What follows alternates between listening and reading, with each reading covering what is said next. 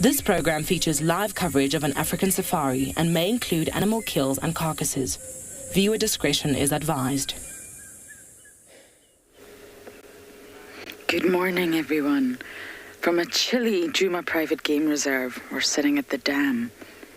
Sometimes lots of action happens at the dam and sometimes no action happens at the dam. You never know what you're going to see. But a water body is a good place to start. Oh, Davy, I think I see something. Oh, they're on the move. Lions. What a great start to the morning. You literally never know how your safari is going to go. So I think it's the Talamatis, I'm not very sure, but jump on board, everyone. They're on the move. We need to get on the move, and it's time for your live bumble through the bush.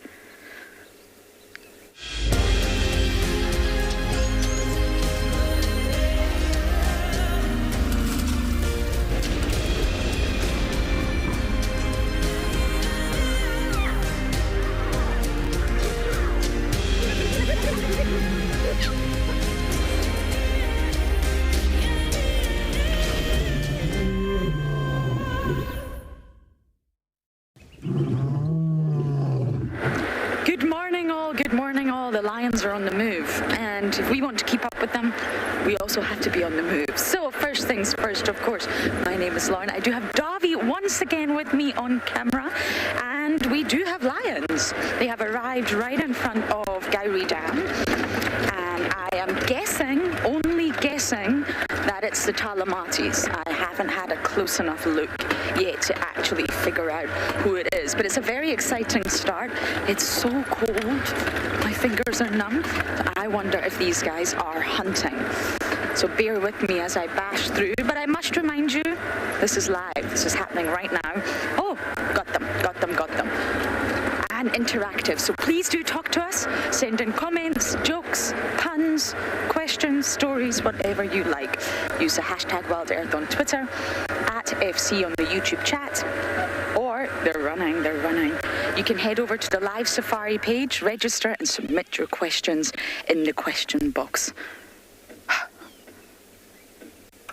Whew. My face is frozen. I feel like I've had too much Botox. I'm not able to fully move my muscles, but I shall try. They're heading in the direction of Galagopan, and we, of course, will do our very best to follow them. But if you can get an ID from these very simple visuals we're giving, please do let us know. And kids, before I forget, we want your questions. Your questions are very often the best, I'm not going to lie. Please send them in, and it's the email address is kidquestions@wildearth.tv. It started off with one lion on the dam cam, and they've all just joined. If it's the Talamatis, that's great news. We haven't seen them in a few days. They were in the Manguleti just yesterday, so they're covering quite some grounds. Are you holding on, Davy? Oh, yeah.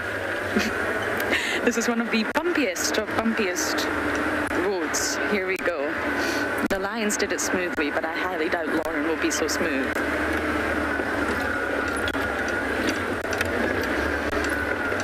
Wasn't so bad, was it? Okay, here we go.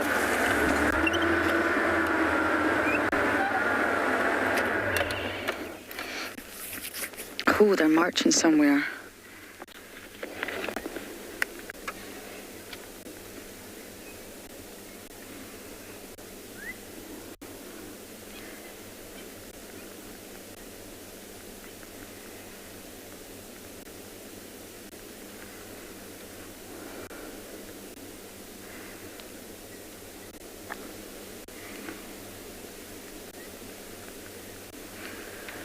So lovely to see lions first thing in the morning, but they are alert. They are listening to everything. Wouldn't it be fantastic if we got a hunt?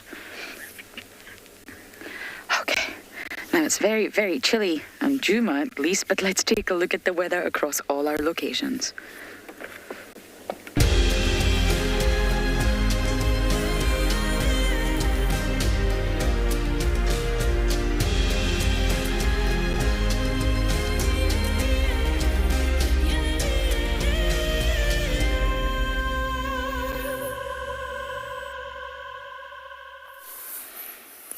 Well, looks like it's going to be a beautiful day. It's cold, but it's going to be very pretty, and as the sun's coming up, I'm sure it'll warm up quite fast. You can see there's a herd of buffalo that's very close to where Lauren is with the lions. Unfortunately, what's happened, though, is that the lions seem to be moving the opposite direction to where the buffalo are going, which is quite strange. Anyway, my name is Tristan. On camera, I've got Impo, and that is now Lauren talking on the radio. Anyway, the buffalo here, I would have thought would have attracted the attention of the lions, and they would have come this way. I know that last night they were trailing buffalo most of the night, and trying to kind of push them around. I don't know if it's the same herd or not, but maybe they've just decided now that the sun's coming up that they're not going to worry about it, and they're going to leave these guys alone. You can see the buffalo all having a bit of a nap and taking it easy. Generally, when we have buffalo herds, the lions aren't too far from that. They like to trail them in this area, both the Inkahumas and the Talamatis. But what interests me is that Lauren is saying she's got the Talamati pride there, but I've just heard somebody call in the Talamati pride at Jacana, which is impossible because that is very far apart, unless the whole pride is not here and there's a split. That could be, but or there's another pride in Buffelshoek that we don't know, which will be interesting. I'd imagine, though, that it's just a split between the two and that it's not all of them together. But what we'll find is these buffalo will sit like this for the start of the morning. As the sun gets up and they realize that things are, a little safer, then they'll start to move. I wouldn't be surprised they go to the dam to have a little drink as the morning wears on. But I'm very, very, very, very surprised by the lions. I would have thought they would have heard these oxpeckers chittering away. The buffalo themselves have been quite quiet, but the oxpeckers are a dead giveaway for buffalo. All right, so we're probably going to leave these buff now. Kalamba was seen briefly now, so we're going to try and see if we can catch up with her. In the meantime, though, let's send you across to Pinda.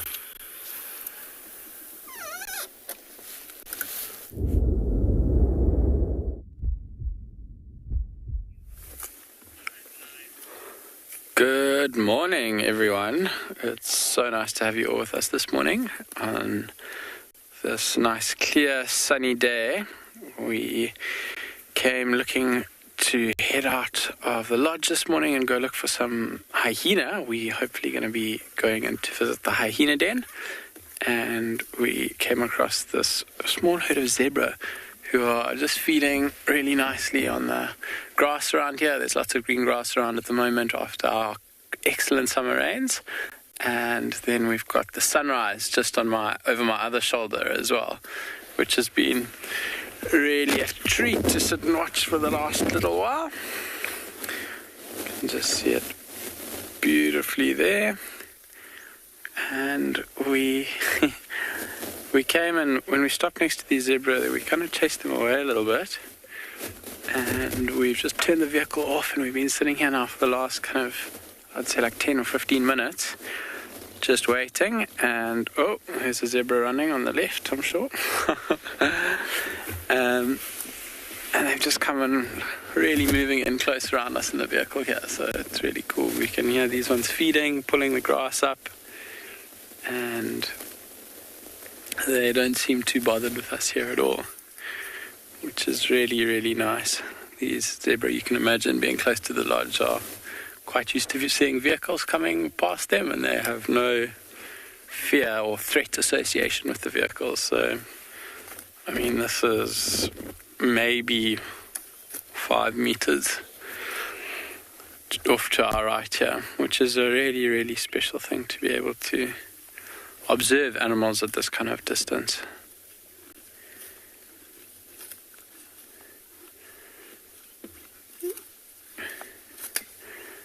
If you watch them while they're feeding, they are feeding quite low down in the grass. There's lots of long grass stems that are kind of being left alone, and then they're pulling the shorter little bits of grass out. These two zebras a little bit further in front of us have been using, there's a stick just over there, and they've been using it as a little scratch post. You can see the sun's catching their manes beautifully now, and that one on the left is scratching its bum against. You'll see as soon as this one moves, now he's rubbing his face on it.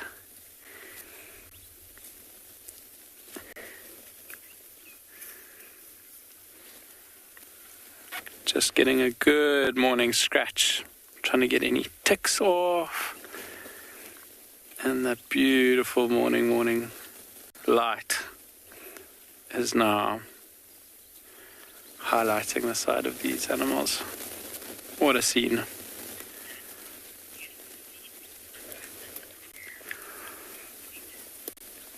Lily Pan, it is a very, very beautiful scene here. I was just mentioning to Odie the way that the sunlight reflects off of the zebra. They've got that like sheen on their coat that reflects the sun, and it's absolutely magnificent. So this is the stallion now that's scratching his neck against the pole. And he's really, really getting involved there. Very cool to watch. So the zebra will often find scratch posts to rub up against. And that helps them with their parasite problems, any scratchy, itchy bites, any itchy fly bites. You can see that tail is actually working quite rapidly already. And this slightly fatter one on our right here, zebra are generally quite large, but this is one of the females, and by the looks of things she's quite pregnant.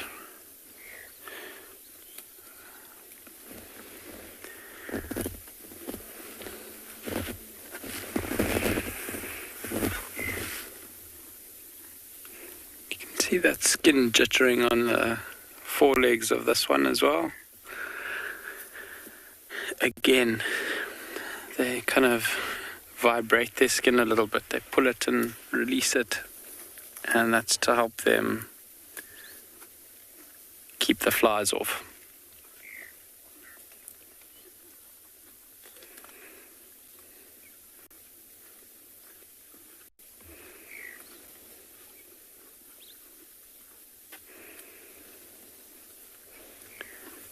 These guys are having a very, very good feed this morning though.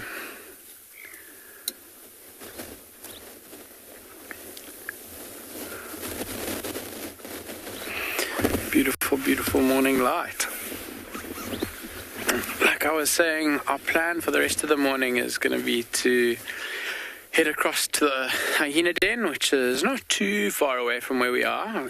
We were there the other morning, if you were with us, and it was a spectacular scene. So it would be very, very cool to go back there. We saw one youngster the last time we were there, one of three, so there's always the potential to see the other two as well, which would be really, really incredible. And I think on our way there, we'll probably stop at a watering hole or two. It could be a beautiful scene as well. Our water holes are all really full at the moment. Lots and lots of bird life happening around the water holes. And just a spectacular way to start the morning with these animals, these zebra, coming even closer. Huh.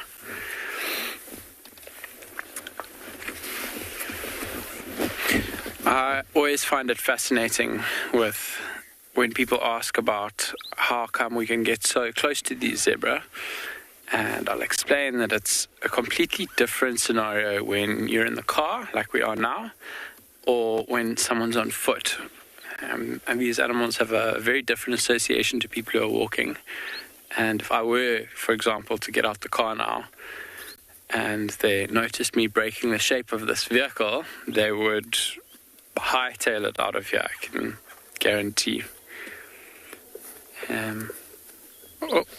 Another little scratch on the left there, just using another little twig, old dead tree that's fallen over. Can actually hear the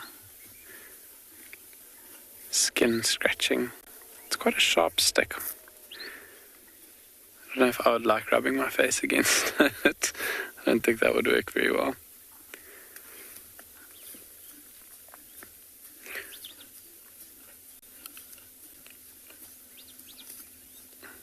You can see how he's using it to get into all the little grooves and all the little nooks and crannies for a scratch. Those are often the areas where ticks will congregate. Armpits, folds of the skin around the neck, folds of the skin around the ears. Might be easier for them to suckle there because the skin's a little bit thinner, not as thick, and easier for them to access blood from that point.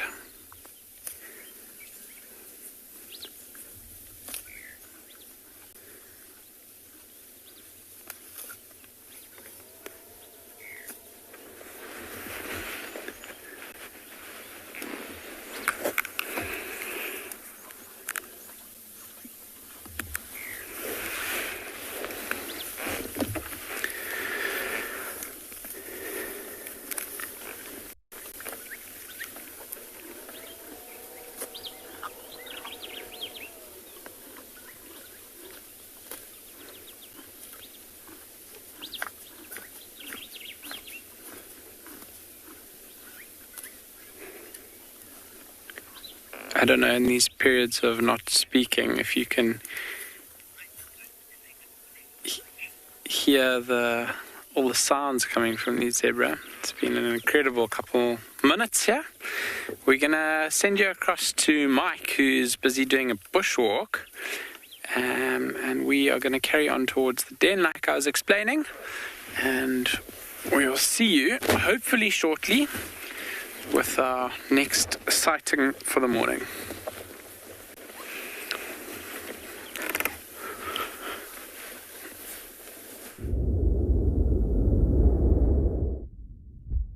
Northern Drakensberg escarpment, as viewed from us here down in the extremely cold Lowveld. It's about 7 degrees out, crispy and cool, hardly a breath of wind. Gorgeous views here. We are at Leopard Dam. Hi everyone, my name's Mike Anderson. Behind the camera is Gert, and this is Eco Training's Pridelands Conservancy, where we've come to the dam first thing in the morning because there were reports that there were wild dogs somewhere north of Pridelands on the boundary. And last time, I'm sure Steve and Gert found the wild dogs not far from here, and they were chasing animals up and down in this valley. So we're hoping that something similar will happen this time. And it's always just nice to be at the dams. As you know, they're my favorite places to be, especially early morning when we start to investigate what animal activity has been around.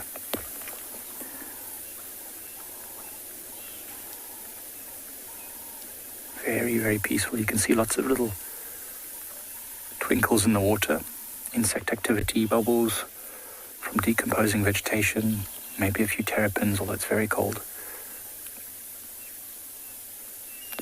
But a lot of excitement last night. We had a male lion come through our eco-training camp. It was roaring all the way through. He's since headed, I think, east towards our boundary. It's very, very exciting.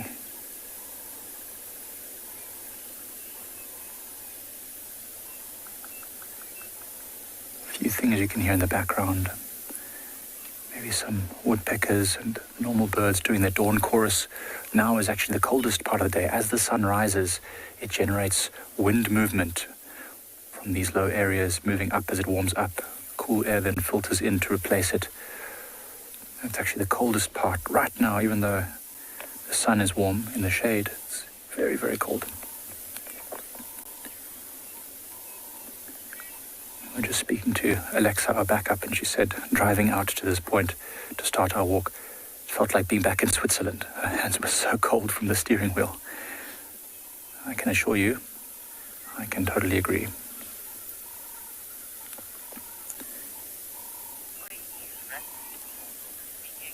Well, from here, we're going to just slowly make our way to the opposite side of the dam, just having a look for any tracks and signs of anything that might have come down to have a drink.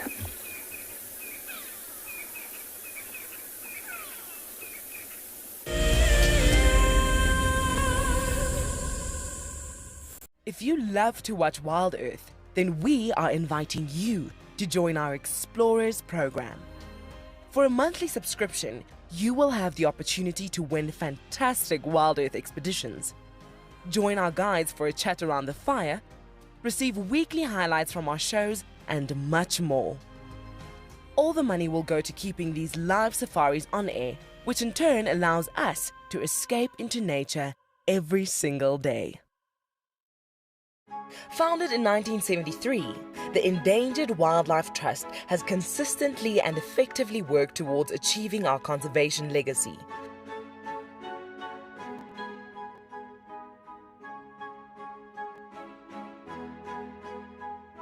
Contribute to this legacy by visiting EWT's Get Wild eShop and purchase products with a purpose.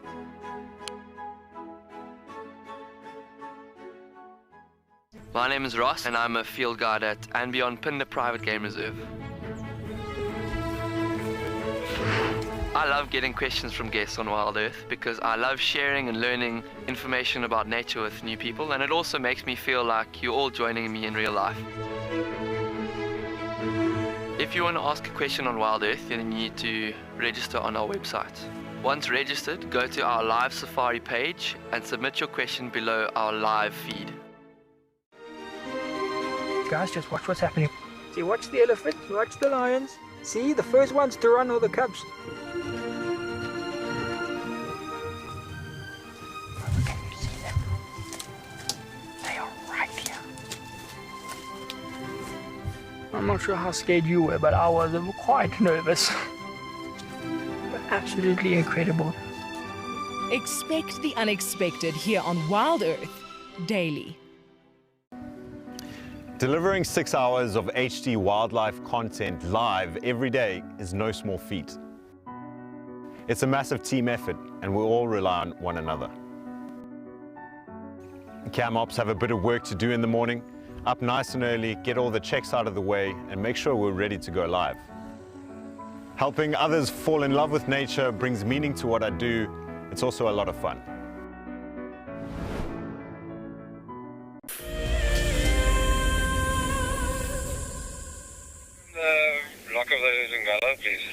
We're following them. We've been following them along the road, which has been so beautiful. But sadly, they've just gone into the block. Morning, give me 2 minutes, I'm live. And I'm not sure we're going to be able to follow them through this block. But apparently there's some buffalo near Kalahari Dam. So they're going in the complete opposite direction from the buffalo. But they're interested in something.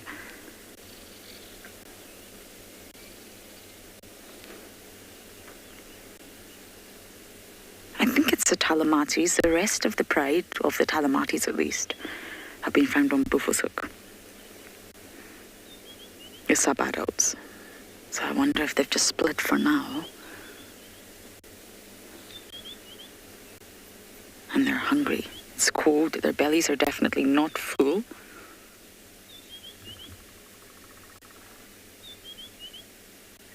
It's remarkable how they just stand and they listen to everything going on around them.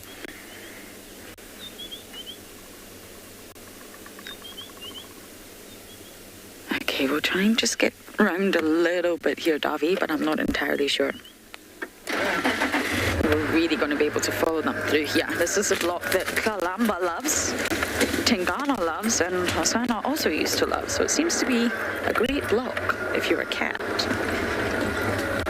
But if you're a vehicle, it's definitely not a great block.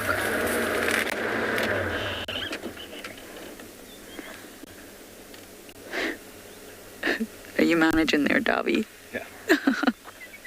Right into the sun.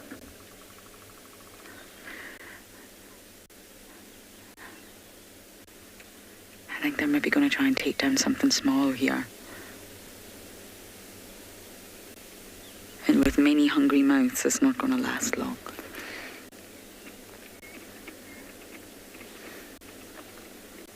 I'm just going to update the radio because there's many people wanting to know where these lines are. Stations, the Ngala, are now moving northeast from Mvubu into the block.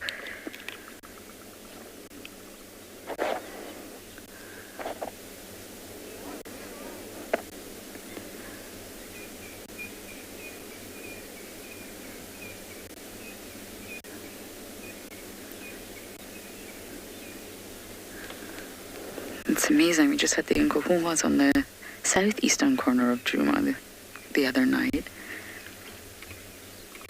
And now the Talamatis. It's amazing how they all move, ebb and flow around one another.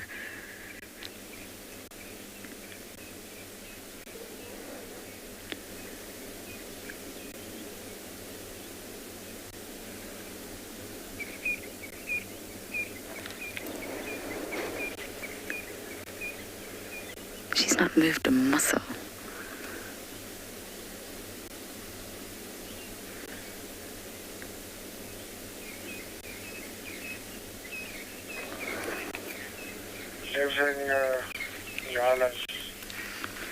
Okay, we're going to try and keep up with our lions here, and we're going to send you guys down to Tswalu to say good morning to Deirdre.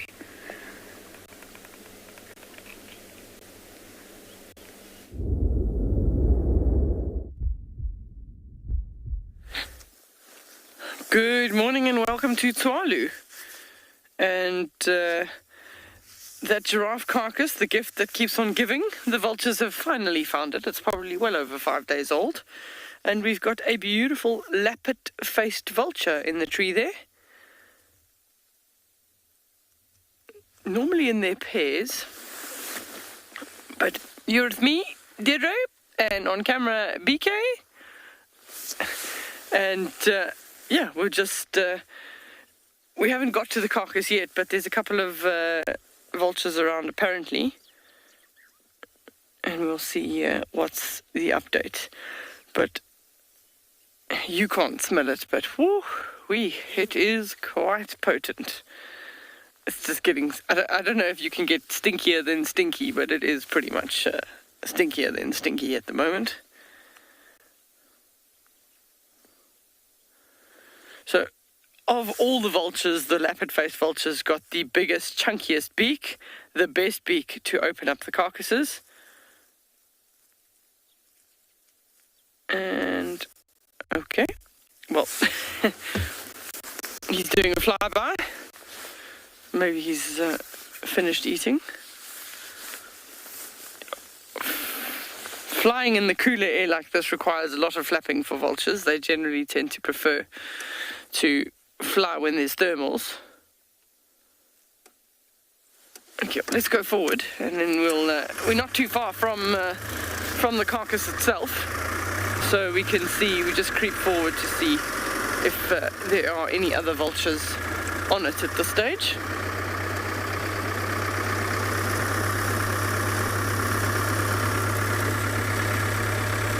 At the moment, you smell it before you see it.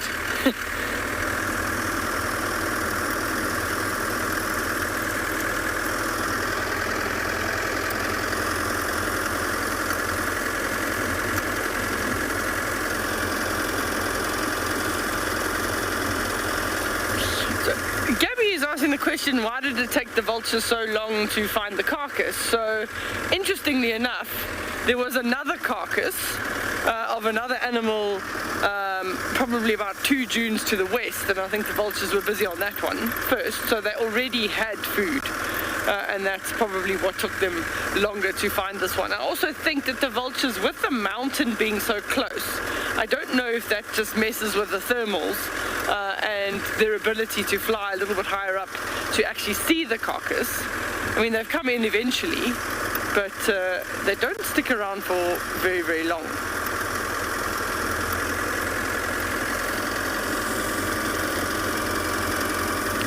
We're going to send you across to Pridelands, I believe, while we get an update here. There's a jackal. Oh my goodness, he just took down a water buck. It's still alive. They're still alive. Oh my goodness. Now, if any of you viewers are really sensitive to things like this, I would recommend that you look away now. This could be difficult to watch.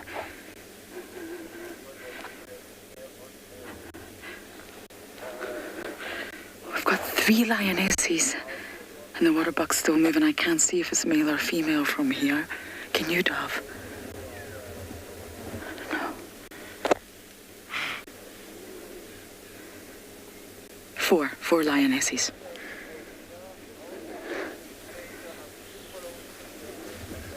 They're chasing another female. The other 2 have gone after another female over there. They're taking down 2 waterbuck.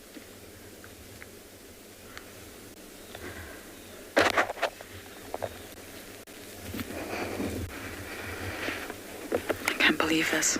I knew they were hungry, but this is incredible.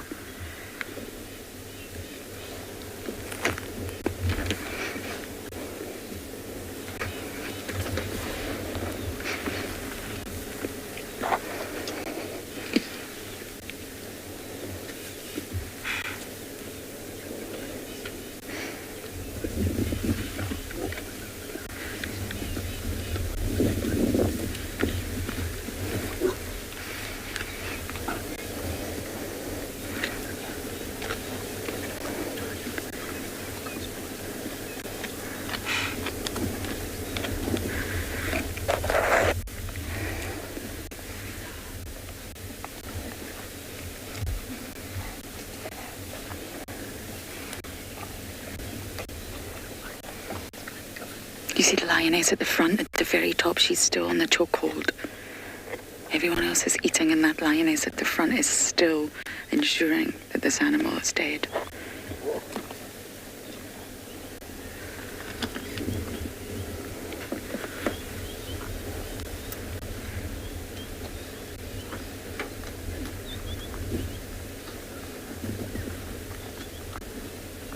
I can't believe this.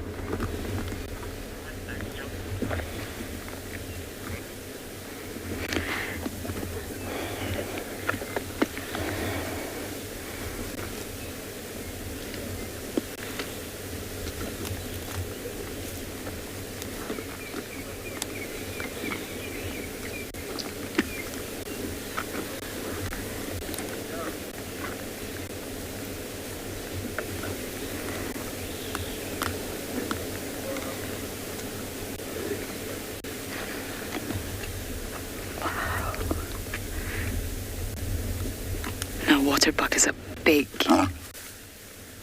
animal. It's about to get aggressive, I think.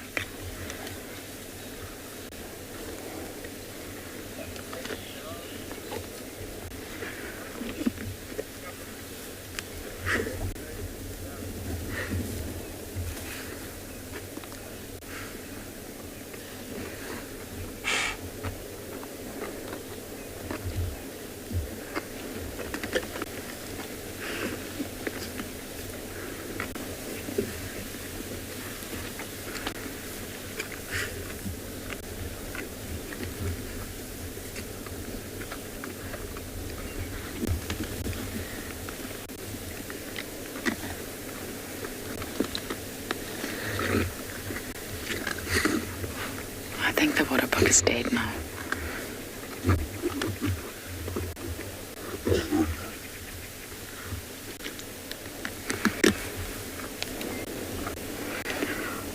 Roar, you're saying nice job, ladies. I know, can you believe it?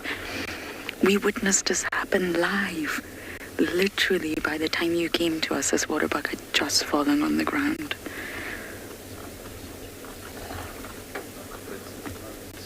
Incredible.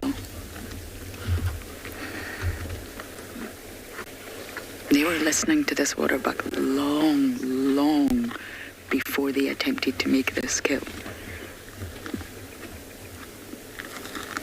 These ladies had set their sights on this waterbuck from long ago. Or maybe not their sights, that's not the right sense, is it? They're hearing.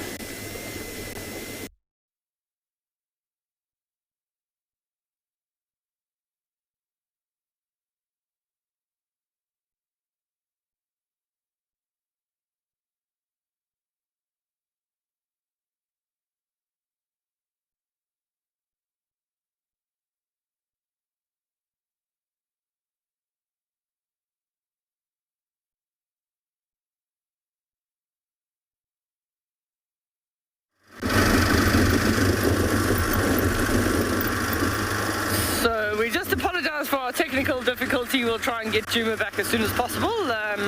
What an exciting thing to see, though. So at the carcass, there were 4 jackal and at least another 2 whiteback vultures. But the jackals and the vultures all scattered when we came past. So nobody wants to stick around. Probably just wait for us to move on and then go straight back to the carcass. So we're going to head into these open, the more open clearings with a little bit less grass and see what we can find of some of the general game. It's much warmer on the base of the mountain. BK and I are nice and comfortable this morning. It's not as cold as it has been. It's definitely much warmer.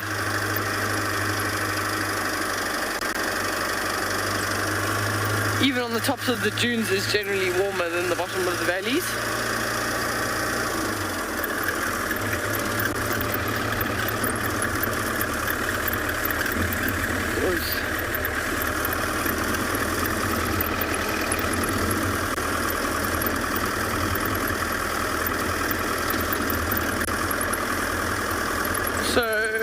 While we bumble, we're going to send you across to Fred, who would like to say good morning.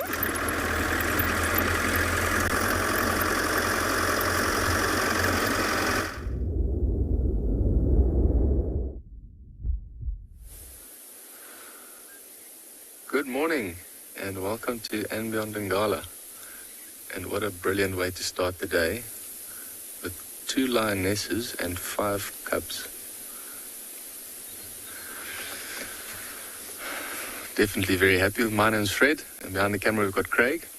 And yeah, plan worked out very well. We want to come have a look at these lionesses, and luckily for us, Yapi managed to find them, and what a good find indeed.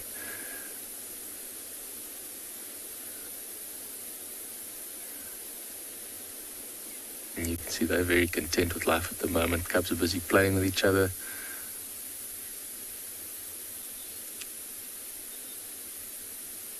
And it was a pretty cold night, so I'm sure they were all huddled together during the night. But now, early morning, it's starting to warm up a little bit. Nice sunny patch. And they are just happy with life. The thing that just caught my eye is how well the little cubs blend into the grass. That's incredibly good camouflage.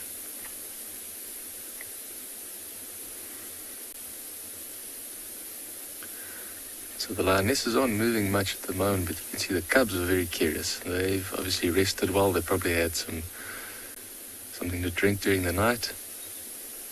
And now they just look like they want to explore a little bit. Very, very curious about what's in their surroundings.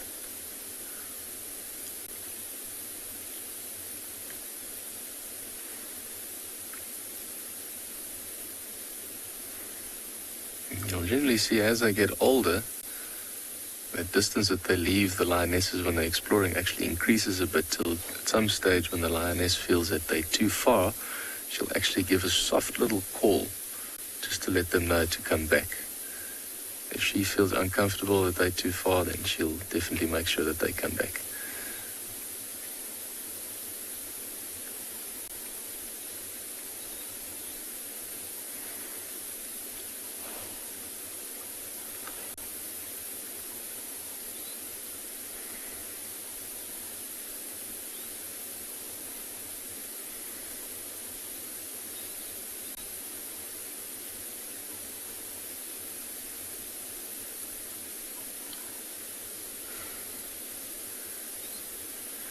You can see the little crown jewels under the tail there, so that's a young male. I'm really looking forward to watch him grow up over the next few years.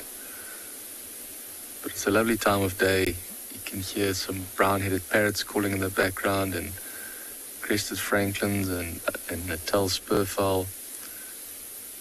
Some oxpeckers calling, so the whole bush is waking up around us.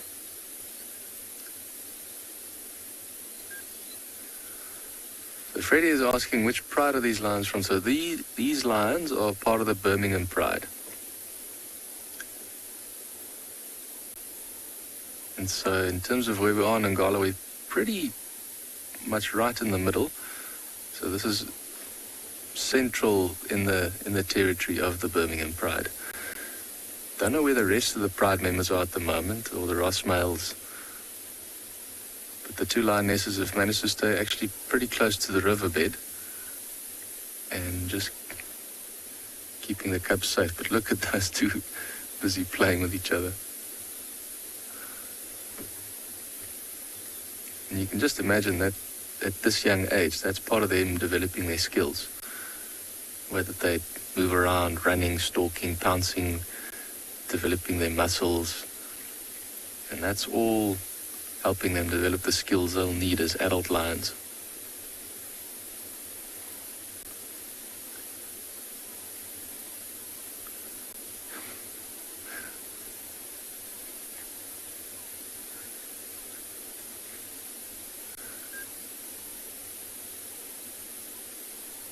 Alright, well, we're going to sit here for a little bit just to watch what these little ones get up to.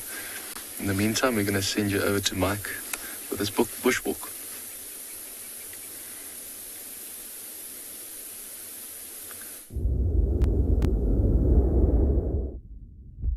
Those cubs, I'm not sure how young they are, probably got a few spots.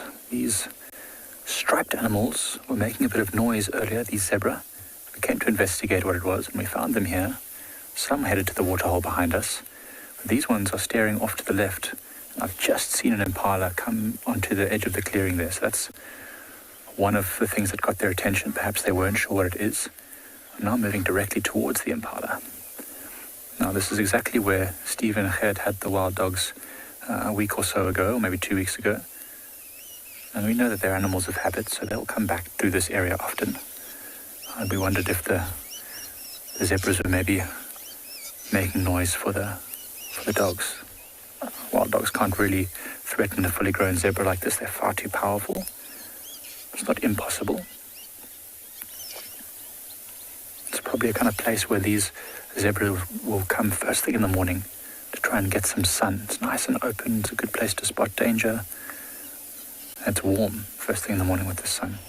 It would have been very cold last night with the cool air settling in this valley, flowing down from the mountain. Still watching us as well. We are silhouetted with the sun behind us, so they can't see us clearly, but they can see that there's something standing there. The wind is blowing directly from them to us, so they can't really smell or hear us. They're just trying to gather evidence right now.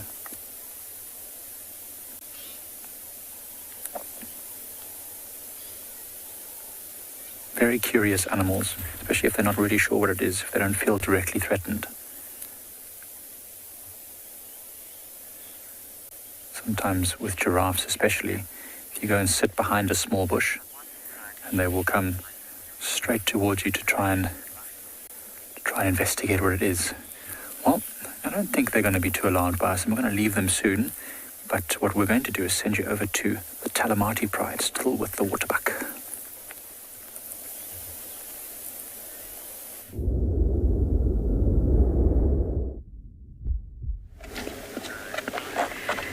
Yes, viewer discretion is advised. The stomach is open, the stomach contents are everywhere. And Davi and I just spoke about how civil this is. There's very little aggression. But I'm just going to be quiet for now and let you listen to this incredible sighting.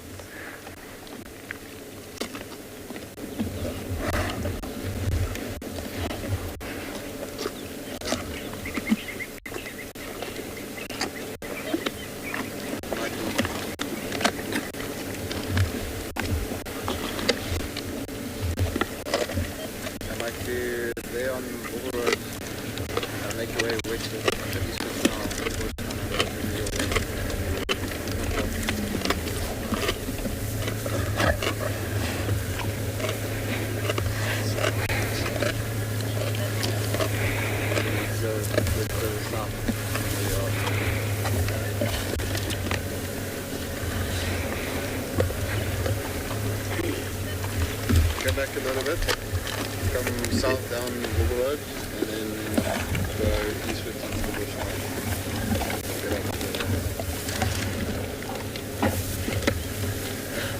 up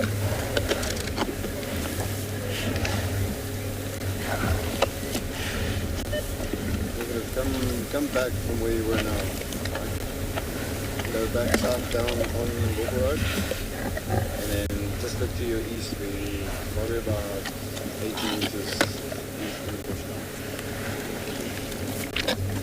There's a big marula tree that you bypass there on Walker Road, and then just go directly east from there.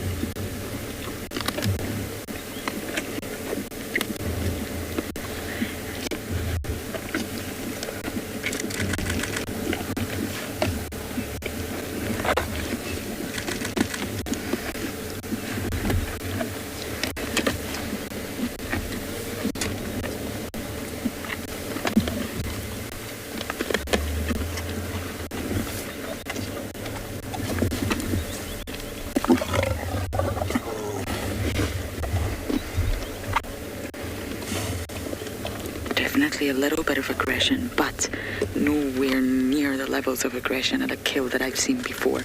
And there's 6 of them on this water buck. Vivian, you're asking, does everyone always get some of the kill, even if it's small? Hopefully, yes, that's the idea. But really, no one's going to give it to you. No one's going to wait for you. You can see there's a little bit of tension here. But ideally, yes, if taking down a big animal, it's a female water buck. And there should absolutely be enough for everybody. But if you're maybe a sub-adult and all the other lionesses are above you and older than you and bigger than you, they could easily stop you from getting any.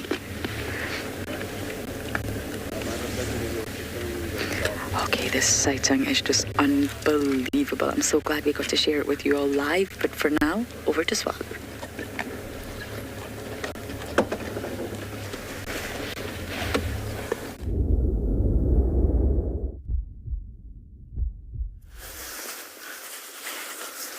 So, good morning and welcome back to Tswalu. We found the 2 boys and he's in the tree. The one's below and the other one's in the tree. He's literally just scent marked and defecated in the tree, which is quite a feat for balancing. And, oh, there you go, just jumped out the tree.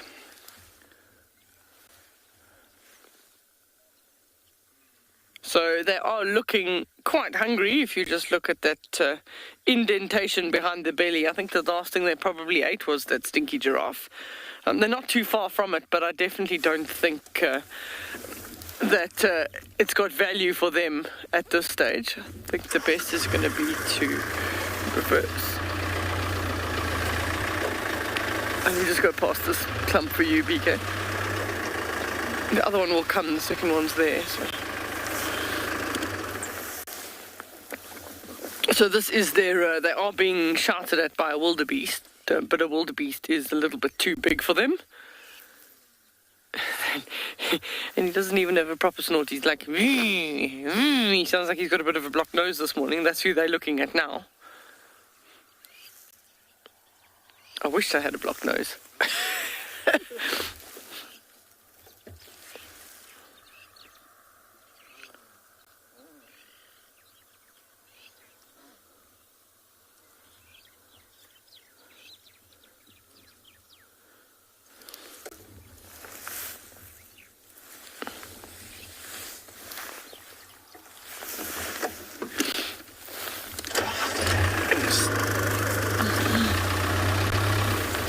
Watch your head there, BK.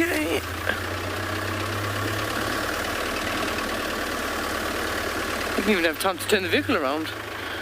We'll just do...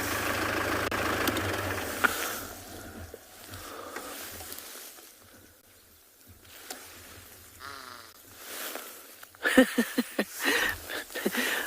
don't know if you can. Okay, we can show you the wildebeest that's having heart failure.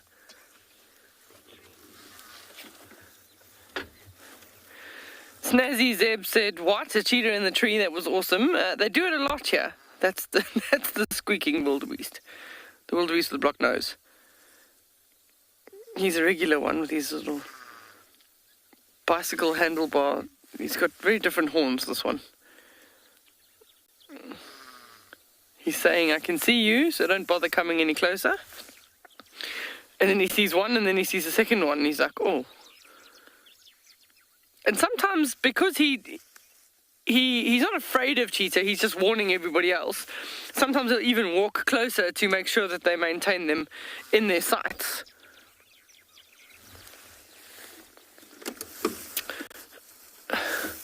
So, we are going to leave the boys. There are quite a few guests that are coming through to view them, so we're going to see if we can catch up with them a little bit later. We're going to send you across to Lauren with the Birmingham boys.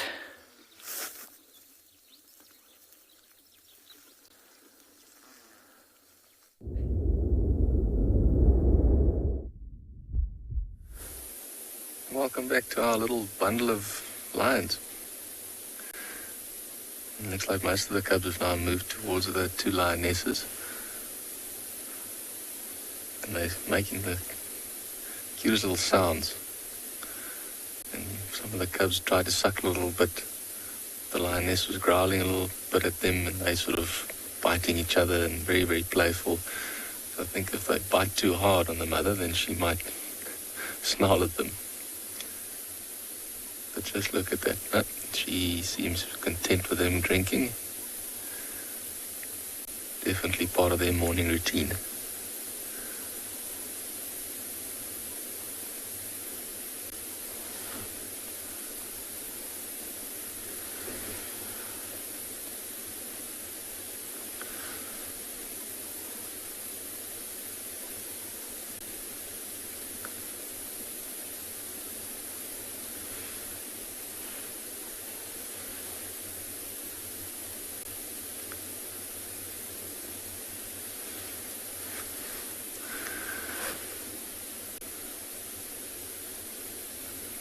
But I think this little group is going to continue suckling here for the morning. What we're going to do is we're going to leave them right here just to give one of the other vehicles a chance to have a look at them. And maybe what we'll end up doing is we'll come back here a little bit later this morning to see if they're still here. But for now, we're just going to move out. And the reason being is just because of the cubs being so young.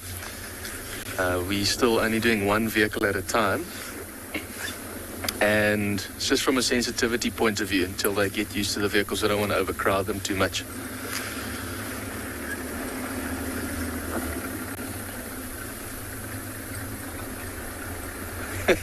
Safari kitty, yes, they are very adorable. I say it's hard not to enjoy that. And very, very happy to begin the drive with those lions.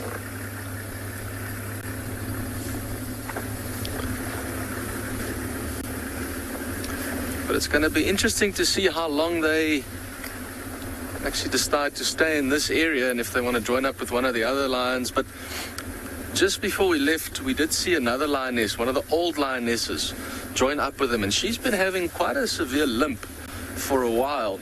We think it's an old injury. And so she probably can't move very far, very fast. And I think that's why these ones have stayed here. The lionesses with the youngsters are with her. And they'll stay together while the others move around, and every now and then you'll see that the rest of the pride will sort of join up with them. But with the cubs being so small, the lionesses want the other lions to keep their distance. But what we're going to do, we're going to head towards the river and see what else we can find for the morning.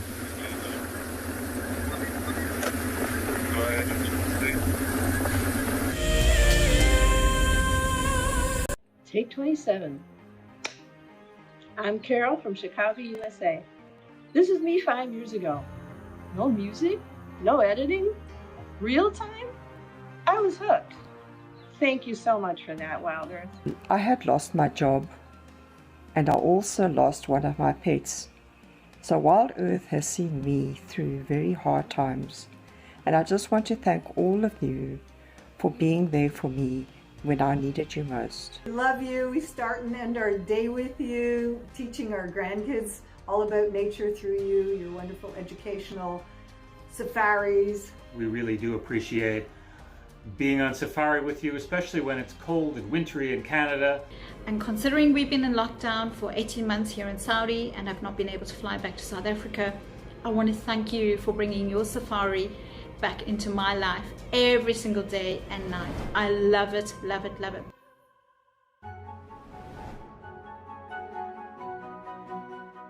And I find getting out to a local royal park brings me so much closer to nature.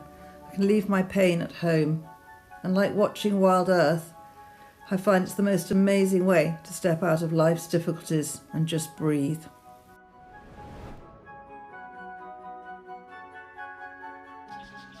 The chirping and fluttering of these Java finches at the feeder in our garden helps us start each day joyfully in connection with nature.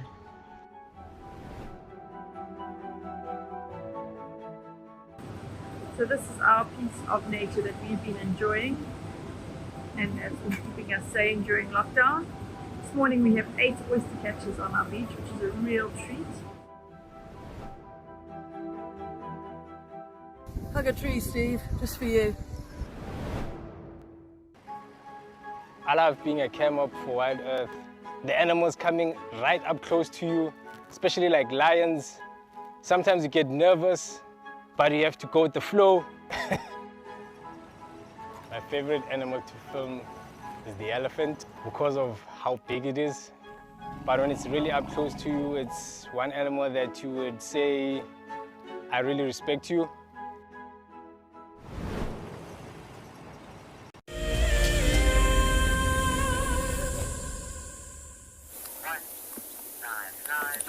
So what you're looking at here might be very confusing at first, but once I explain what it is, it's actually quite amazing. This over here is an egg casing of a spider. Now this egg casing is very distinctive. It's circular with these little spikes on it.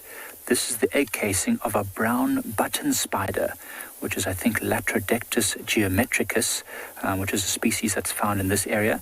And if you look a bit further out, there's a bit of a tunnel here, like a silken web tunnel. Inside there is the largest brown button spider I have ever seen.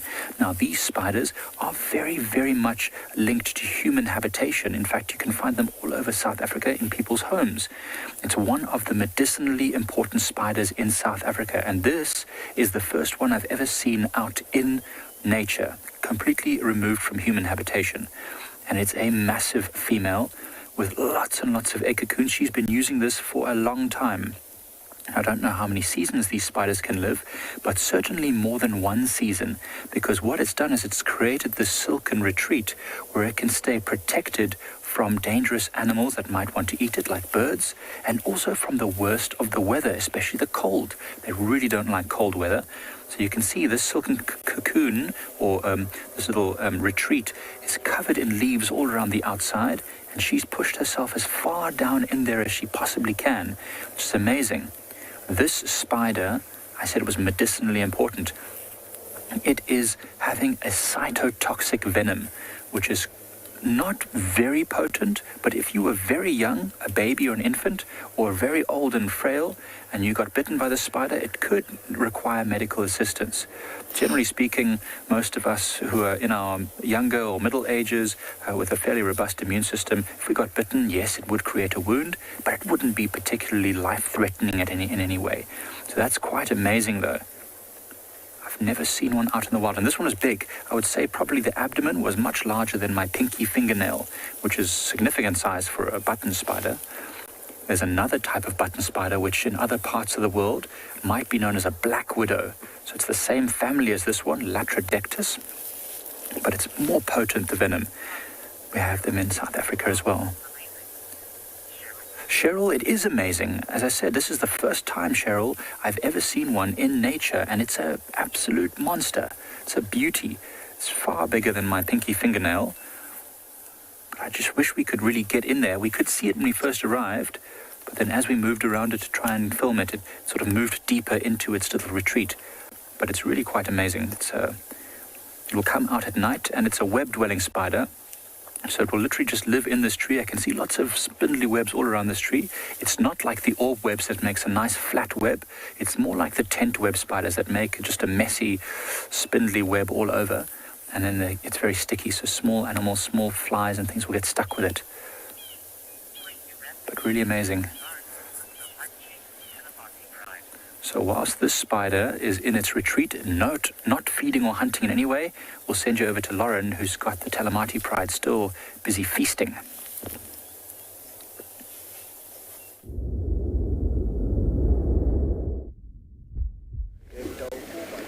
They're still feasting. It's still very civilized.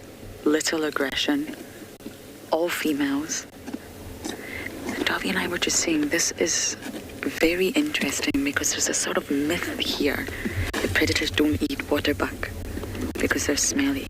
They secrete a sort of special substance to coat their hair, which has a really rather pongy odor. And I think this shows you right here and now that that is not the case. They targeted this waterbuck. She's substantial in size and have taken her down and they're feasting on her. The odor is terrible. It's awful. I'm not going to lie to you, but it's not stopping them. And I think this is a great sighting to sort of dispel that myth, which is not true. Predators will eat waterbuck. It might be their favorite, might not. But they absolutely will take them down.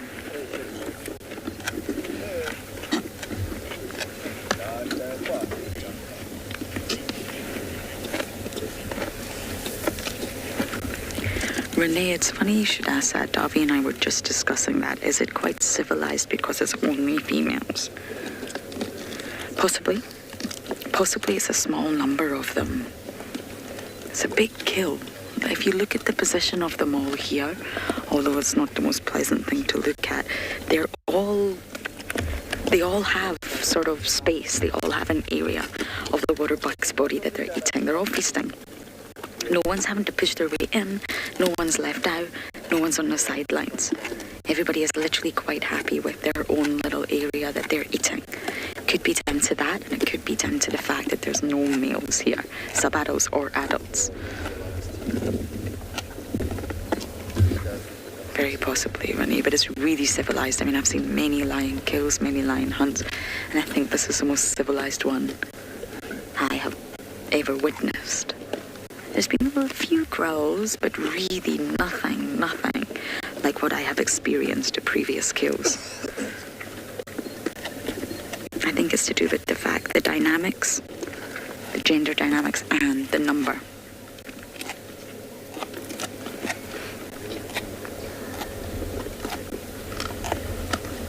It's a difficult thing to see. I find kills like this difficult. Lions need to eat, but also you feel sad for the prey, but they killed this waterbuck pretty quickly. And if you look, that's a ribcage. They have absolutely devoured this animal.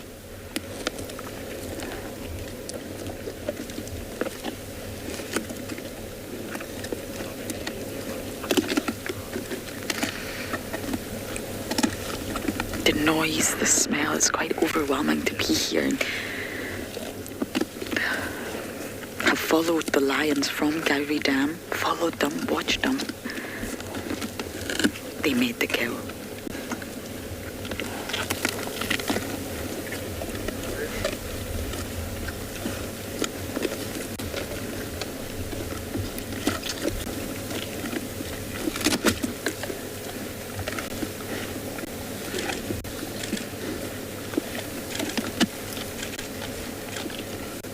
Lioness is working on the head, crunching through the head. 3 of them have really opened up that main cavity, and then one's at the rear end. One's still deciding where to go.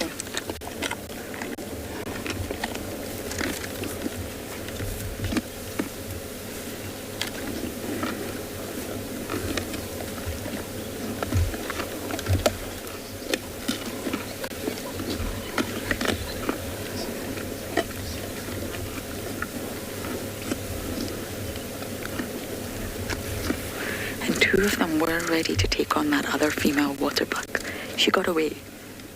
But they were ready to take them too. They are hungry.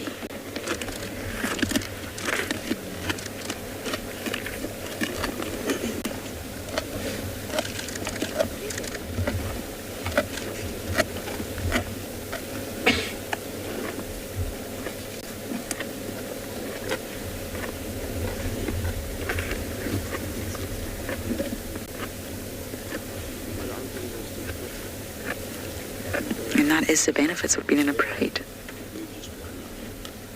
Not all of them. We were following the lioness at the back who didn't take part in executing the kill at all.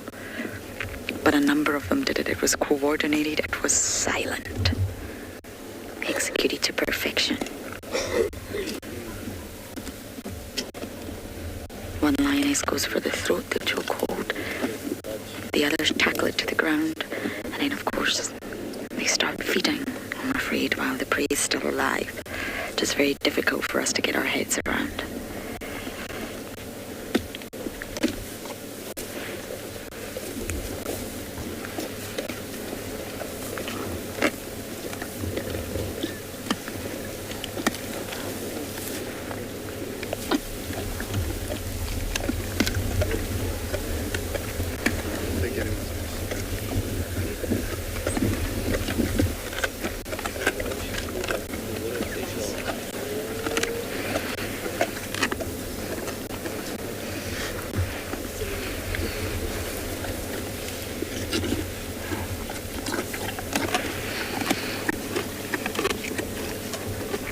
And the inner organs are actually where the nutrition is. Yes, they do eat the muscle, naturally, that's going to give them a lot of protein, but mostly protein. The inner organs, the liver, the kidneys, the heart, even the brain, contains a lot of nutrients, and that's exactly how they get their vitamins. Barbara, they're here. They ran after the second waterbuck, and then she got too far away, so they immediately came back here. They split into 4 and 2, and now they're all back, all 6 of them, Barbara. But they were ready. They were all ready to take down as much as they can. That would have been incredible. And this waterbuck will fill their tummies for a short while, but not for terribly long. They need to eat a lot more in these cold conditions. They're mammals, after all.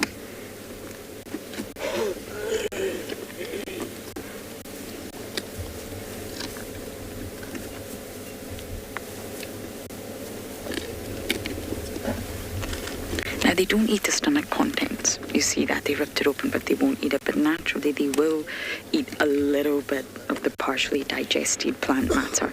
And that's actually what's going to give them... Oh, it's a male. It's a male waterbuck. It's not a female. Okay, we're going to sit here as long as we can, and we're going to send you guys over to another live location.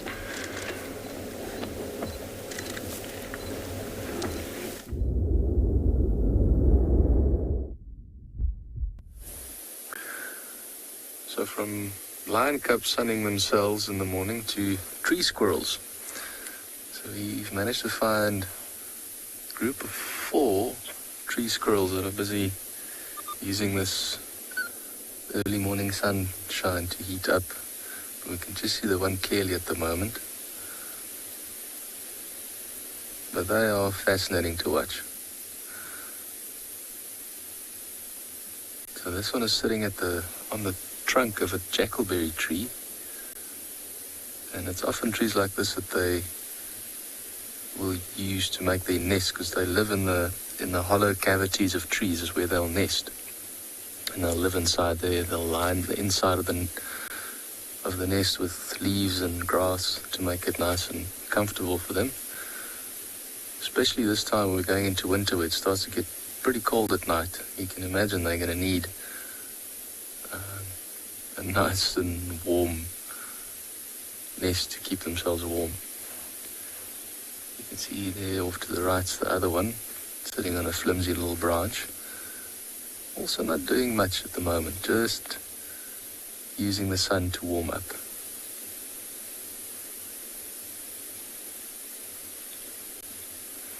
And later on, when they finish that, they'll probably start moving around looking for food, and will mainly eat different seeds and berries, grass, sometimes even flowers of trees.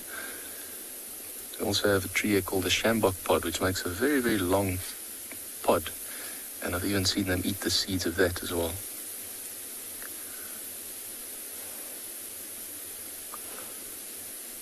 There on that right-hand branch that goes off to the right, you can see there's another one.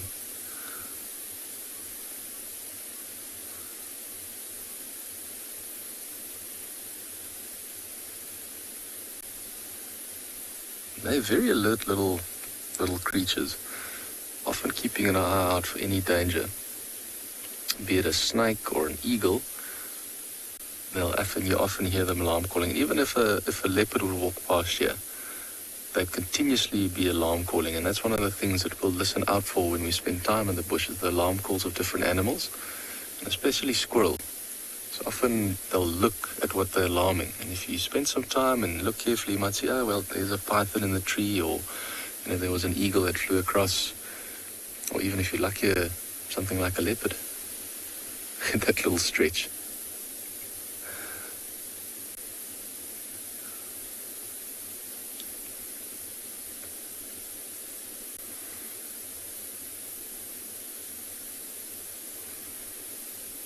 Now, it's quite interesting with these family groups of tree squirrels. They are quite territorial, and they'll all keep to their area. And everyone in this group, they'll share a common scent, either with the urine that they rub on each other, but also that they've got an anal gland that you'll see them rubbing over each other and constantly grooming each other the same thing. That scent gets transferred, and so this whole group have got a common scent. And that is how they'll know who's who. And any other squirrel that comes close by that doesn't smell like that, they'll know this one doesn't belong here, and that's one of the ways that they can actually then chase it off. All right, but I think what we'll do is we're probably going to leave this group of squirrels to continue sunning themselves, and we'll send you off to Mike on his walk.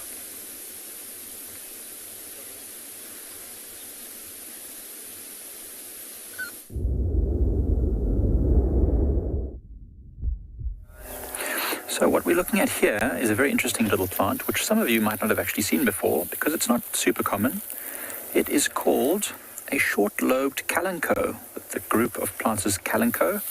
The scientific name is Kalanchoe brachyloba, I think, and I think this might be variation lanceolata. And it's a very interesting little plant. You see all these tiny flowers that will open up a little bit more, but not much more, all facing upwards towards the sun. The plant itself is having a very long stem that goes right down to a bulbous-like root mass. So this is a very succulent plant, hence why it looks so green right now when everything else around it looks so dry and dead. It's able to keep the moisture inside. Okay, so this plant here is not very common, but at this time of year we do see it quite easily because it sticks out with this bright greeny yellow color. Now, it's got some medicinal uses in Africa, one of which is that the dried and pulverized root of this plant, this Kalanchoe brachyloba, this short-lobed kalanchoe, is the roots dried and pulverized and used as snuff to cure head and neck aches. And now in Botswana, I can't quite remember the name. It's like Modi Motuso or something like that, which is actually, it's a word or it's a phrase that means that which makes you sneeze, because it's believed that when you sniff this snuff, this powdered root, when you sneeze, it's actually the pain going away from you. In other parts of the world, I think in Ethiopia, they even use the leaves. They make an infusion of the leaves to help cure dysentery, which is, of course, very, very bad diarrhea. So it's really quite a useful plant. It's widely cultivated around the world as an ornamental plant. I mean, this plant, because it's living in Africa in the wild, it's a bit damaged and doesn't look particularly pretty. You can imagine if it's nicely cultivated, it would have a beautiful shape, nice upright stem with these pretty flowers, especially for winter gardens. It's not frost safe, though. It will die if there's any frost, which is why it grows here in the low veld. frost-free area. Joanna Jones, absolutely, it's a succulent. If you look at this plant here, it's got fat leaves, fat, waxy leaves. So it's a very succulent plant. If you feel that, it actually even feels like an aloe. If anyone's growing aloe vera at home, when you squeeze the leaves, you can feel the jelly kind of substance inside the leaves. It's most definitely a succulent, and it's not really eaten by many things. As you can see, it's more or less untouched. There's a few damaged leaves near the bottom, but that's mostly just from age. It's not eaten by many things, but it's actually quite pretty, and you don't see it often. This is Gert's first time to see it. He's actually the one that pointed it out, so that's quite an awesome thing. So I hope for some of you at home, including you, Joanna Jones, that this is a first. It's pretty awesome. Go and do a bit of research on it. There's only like 87 records that I could actually find of this plant in the whole Lowveld, which just goes to show that it's not particularly common. In any case, it's enough of that. I'm going to send you over to one of the other feeds to see what's going on.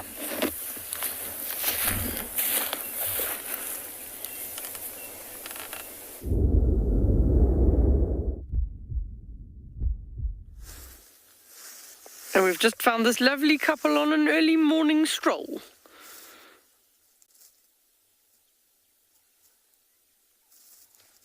The female on the left, the male on the right.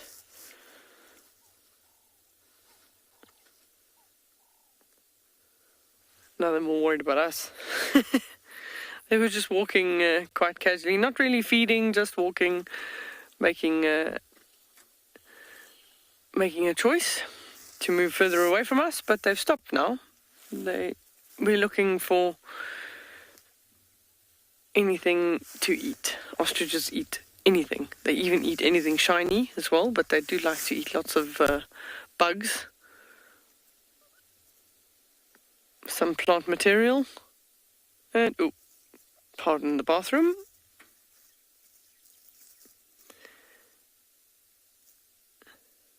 I guess what goes in must come out.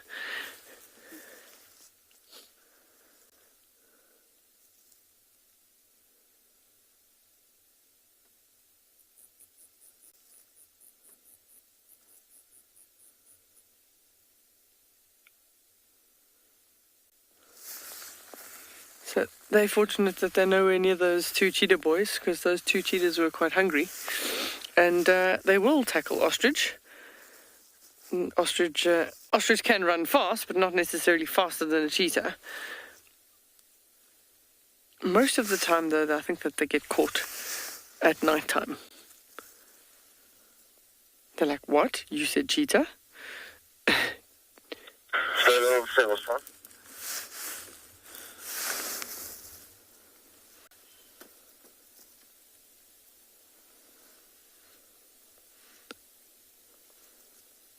I think that's the stillest we've ever had standing ostriches speak, eh? Because they normally move, and move pretty quickly, that you struggle to stay with him.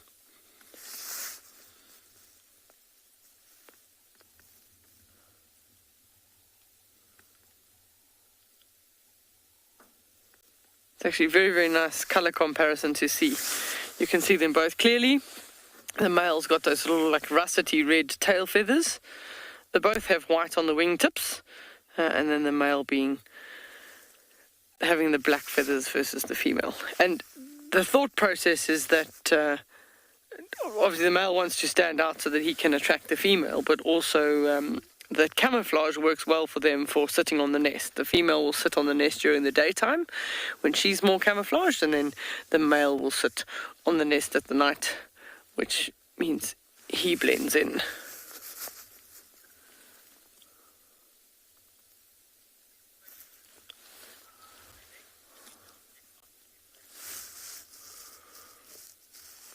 Glenn's asking the question if they continue dancing after their first encounter. So, yes, ostriches are not necessarily ones that mate for life. One male can mate with more than one female. So they will do quite a lot of dancing. They'll do an elaborate dance display, but once he's spent that energy and this female's accepted him, then not again for the season, up until then the next year when he starts all over again. So it's a little bit too early for their breeding season, It comes more towards the end of July, going into August, when the ostriches start their displays. And it is really, really beautiful dance. They sort of wave their wings around and wave their neck around, then they go down. They almost sit down and do a little bit more of a display.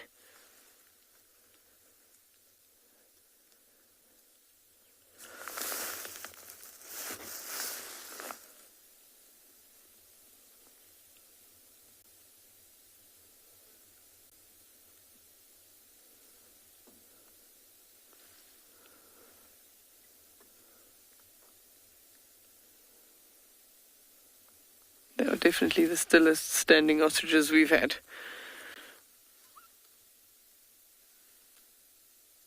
So their eye is in fact even bigger than their brain.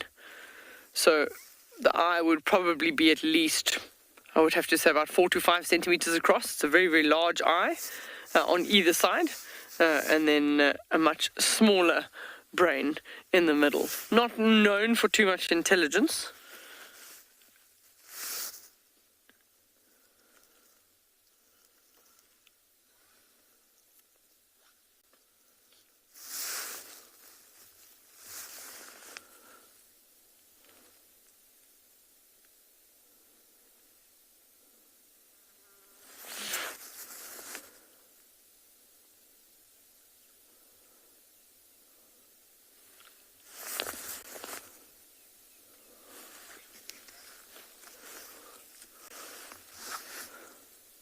So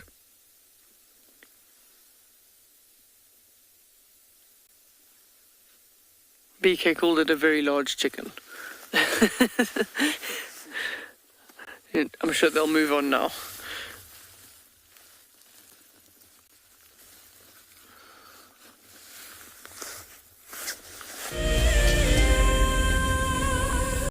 Do you dream of an African holiday in unparalleled luxury? Where your days are spent in the company of wildlife and cooling off in your very own plunge pool? Well, this month's prize may be the one for you. Expertly camouflaged into the unspoiled environment of the world-famed Sabi Sand Game Reserve, it's hard not to fall in love with Simbambili. Sign up to be a Wild Earth explorer before the end of May, and you and a friend could be jetting off to this ultimate escape from reality.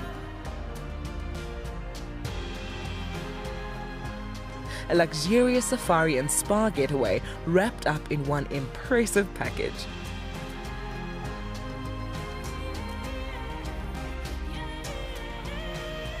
Wild Earth explorers, it's in your nature.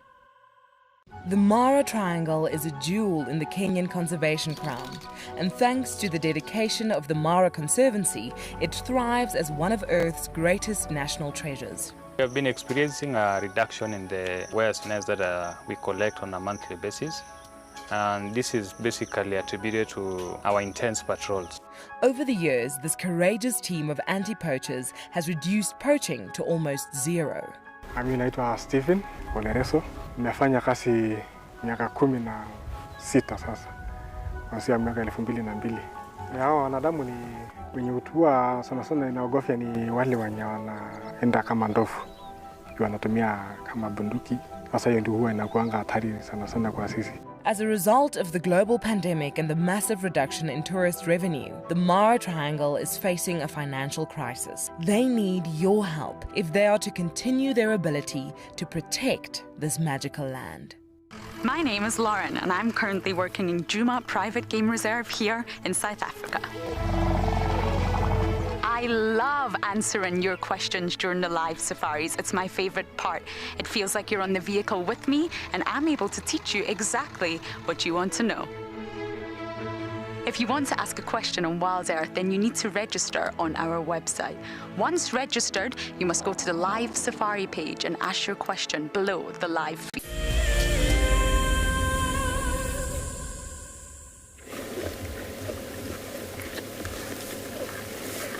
Talamati pride are still feasting away.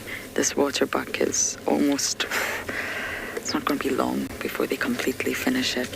Will they leave it and continue to head north to reunite with everyone else, or will they rest and stay with it?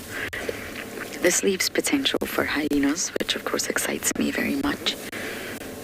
And they've still been remarkably silent. A few growls, not attracting the attention of anyone else in the vicinity, and keeping this male waterbuck to themselves.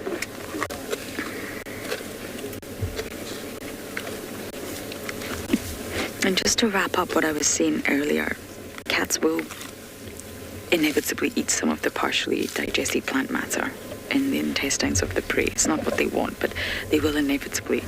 And that means they will get some carbohydrates, but they actually can get all the glucose that they need to fuel their bodies and fuel their brains without eating any carbs, because their diet is so high in protein and fats. They synthesize their own glucose from several different amino acids which come from the proteins. So they can get glycerol, which comes from the fat that they're eating, and they can also get various different gluconogenics from the amino acids. So that means that they're able to fuel themselves, able to synthesize their own forms of glucose without eating any dietary carbohydrates. Isn't that incredible?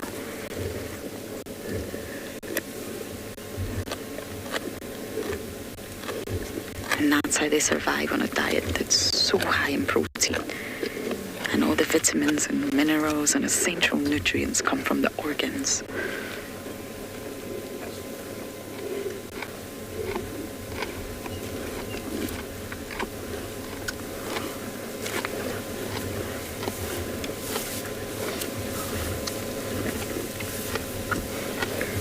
Karen, you're asking, do all cats eat their prey in a certain order?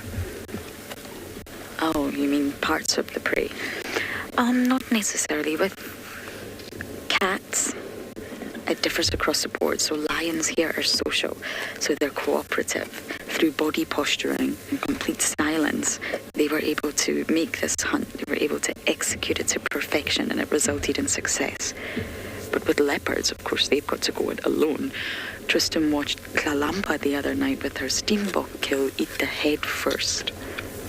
Whereas here, one lioness was still doing the chokehold, while the other lionesses were opening up the stomach. And of course, the stomach, it's not really the stomach, but the underside is where all the organs lie. And they do dig into the organs first, because as I mentioned, that contains a lot of nutrition for them.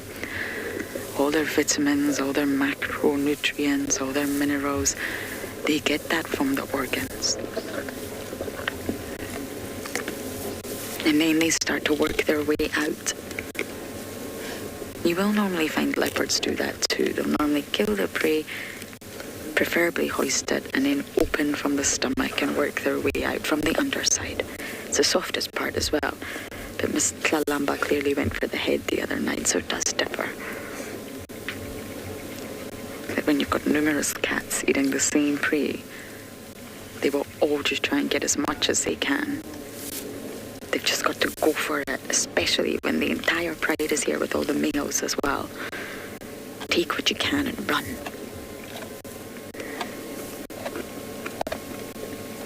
When we watch the pride on an impala kill, obviously that's a much smaller animal to kill. Normally you'll see lionesses try and tear off a leg and run with it, so that they can take their little piece and eat it. But here, it's remarkably calm.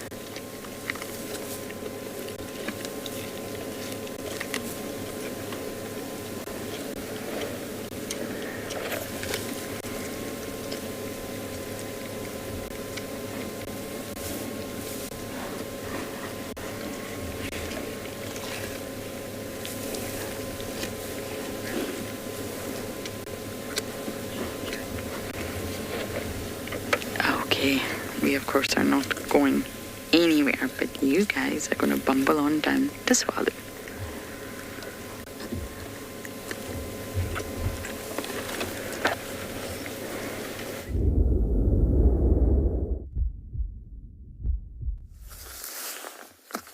We've got another creature with a long neck is a very large journey of giraffe that we have come across this morning. So 1, 2, 3, 4, 5, 6 plus more. I can't see them all, but also just moving through the areas, feeding on the blackthorns and the camel thorns.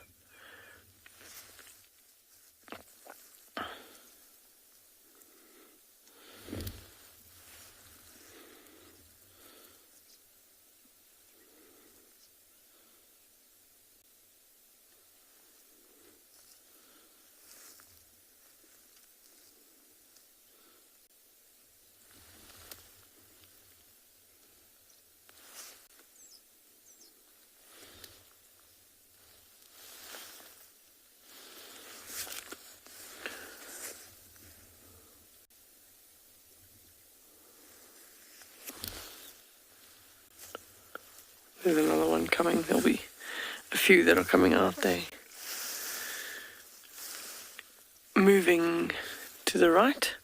A lot of these blackthorns and the camel thorns, they already started to eat them, and a lot of the seed pods. So we're finding really, really large camel thorns where the seed pods, it's like a real protein-rich package. The seed pods anywhere above the height of the giraffe are still on the tree, and everything below has been eaten. So, giraffe are not fussy. They'll eat the leaves, they'll eat the flowers, they'll eat the seed pods. They like them all.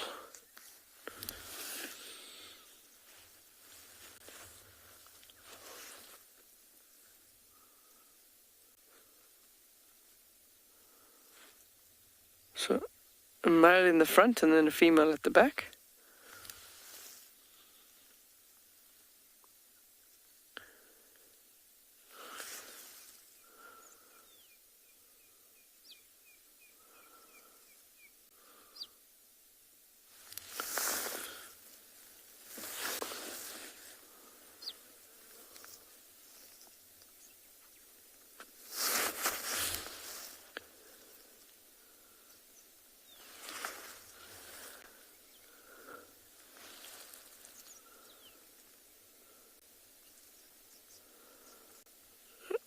A very young female when you look at the height difference there.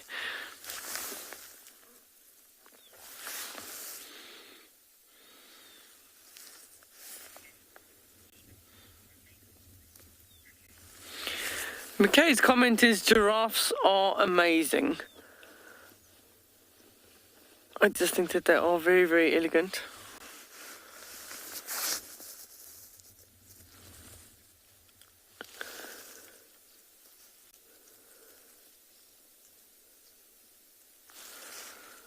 It's nice to have a mixed herd. There's a couple of bulls here, a couple of females. There's one walking straight down the road towards us. There's another two, in fact. We can... so they are all spread out all over the place.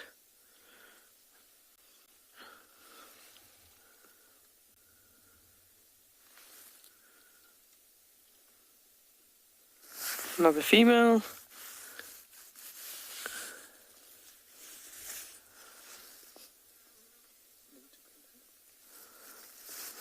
Okay, we're going to move through these giraffe and we're going to send you across to Pinder.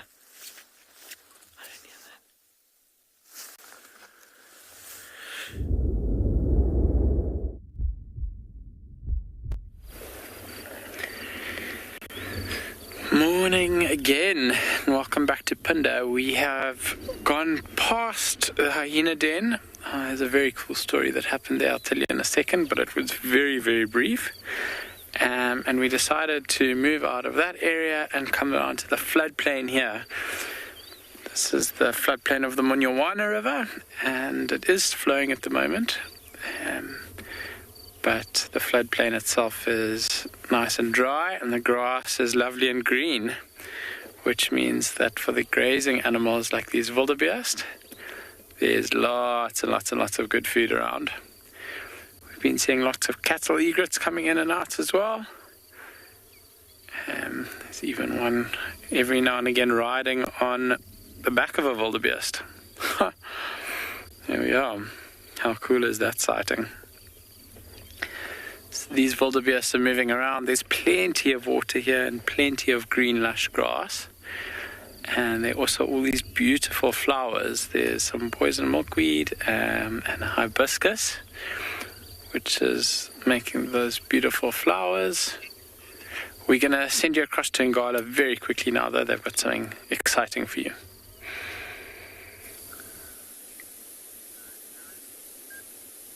Okay, so this is something really interesting that's happened. We managed to find a kudu bull in the waterhole, but you wouldn't believe what's off to his side. He was chased into the water by some members of a pride. I'm not sure. I think it's some other members of the Birmingham Pride. But look at that. So there's some lions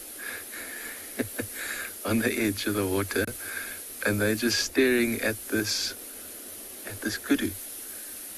So far it looks like there's 4 or 5 lions on that side there. I think there's another one behind the bush.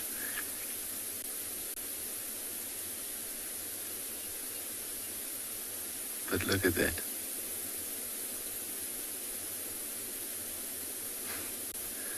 Definitely not something you see every day.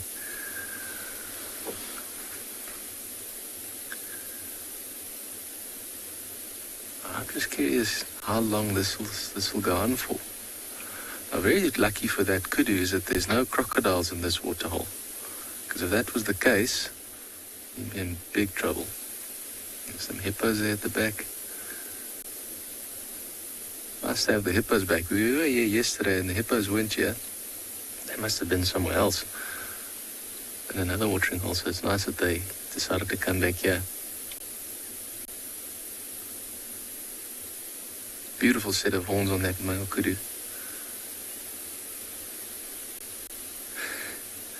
Actually can't believe this is happening. This is why coming to waterholes is one of my favorite things. It's like you never know what you're going to find there.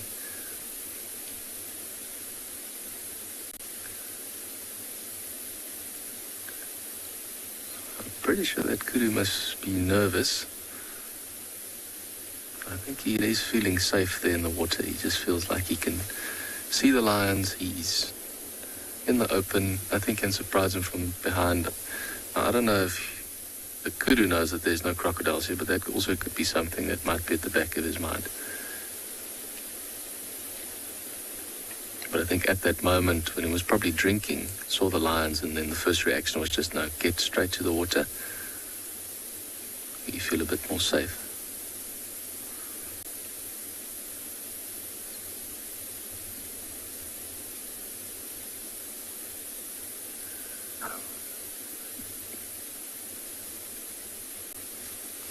And he's asking a very good question. How long will the lions wait here?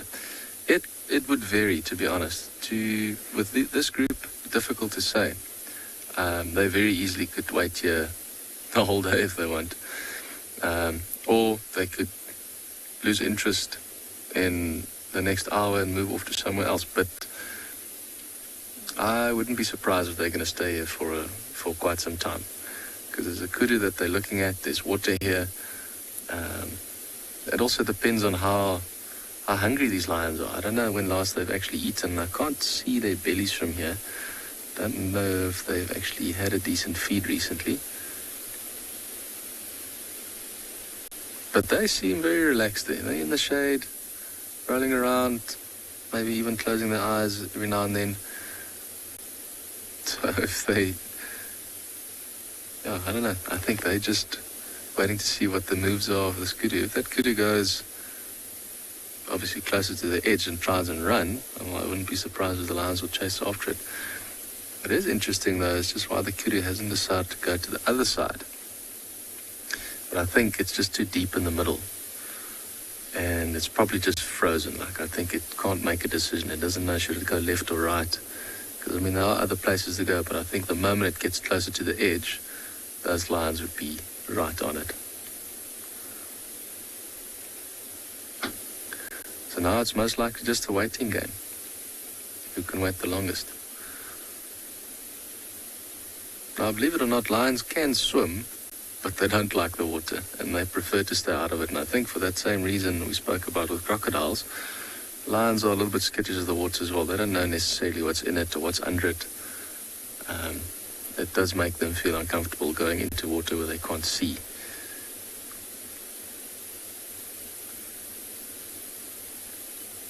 So I'm pretty sure if these lions were desperately hungry, they would have run into the water trying to chase that kudu, but I just think that the will to really get that kudu probably wasn't that strong. And you can see one standing up, nice stretch. And look at that belly, that's not skinny. I don't think these lions are too hungry, to be honest.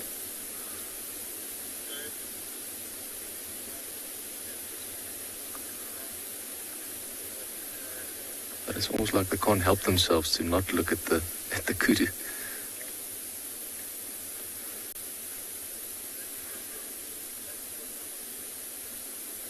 Now that one also you can see very full belly. So they definitely had something to eat, most likely last night.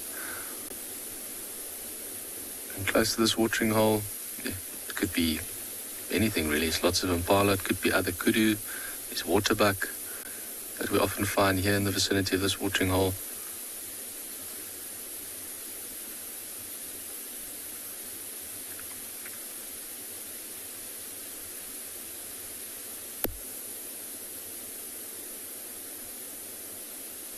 But what an absolute surprise this has been.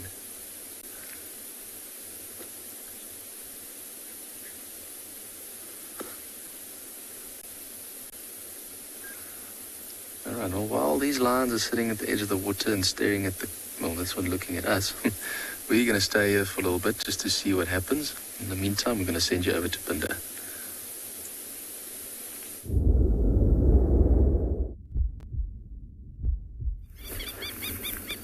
Alrighty, so those wildebeest moved off a little bit, and we've just come to the edge of the river here. And you can see there's a whole lot of warthogs on the far side.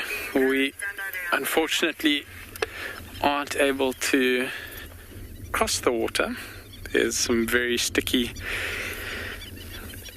and when I say very sticky, I mean very sticky mud. So this is where the road usually goes. But there's a black cotton soil that for all intents and purposes is impassable. Got some lapwings down on the side there that are making quite a racket. They are wattled lapwings that we can hear. And then there's a couple impala, 3 rams that are actually quite impressively sized. They've got nice big horns. And they were a little bit closer to the water, but I think something spooked the lapwings, and then they started making the noise that we can hear them making now. And from there, the impala bolted. So you can imagine hanging too close to the water is not something they want to be doing for too long. There are some massive crocodiles that are in this water here. I was walking along here the other day and got the fright of my life when a huge one went rocketing through the grass back into the water. But because of this low-lying area and the amount of water here at the moment, the grasses are very suitable for grazers.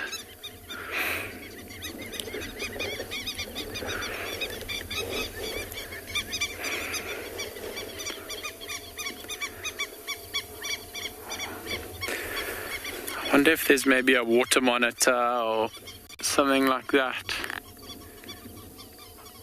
around these lapwings that's causing them to make such a noise. Could be anything like that. If they're nesting nearby, water monitors are notorious egg stealers, egg thieves. So, generally speaking, lapwings are not their biggest fans.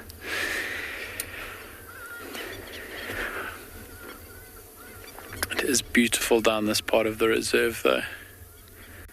Yeah, I think it's possibly one of my favorite spaces. if not my favorite space. I think it's probably my favorite space. There's impala just slowly starting to feed again. One on the left still actually looking in our direction. I wonder if we gave him a bit of a fright when we came here and stopped.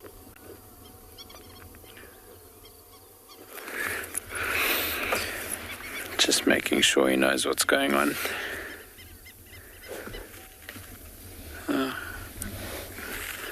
Wildebeest are starting to move down in the distance there.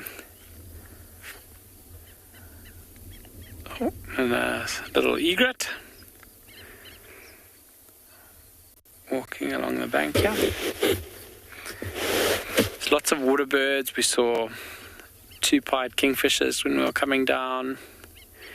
Seen a couple cattle egrets, some of these smaller egrets, the lapwings, water thickneys. We've got a lot of white-breasted cormorants that are flying overhead. This is their flight path from the watering hole where they're nesting back down to Lake St. Lucia, where they spend most of the year and where they'll do a lot of their fishing and foraging for food.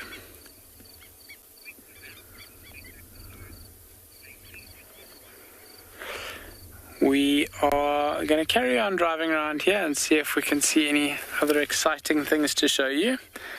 But for the meantime, we'll send you back to Lauren, who's got the Kalamati Pride having a bit of a feast.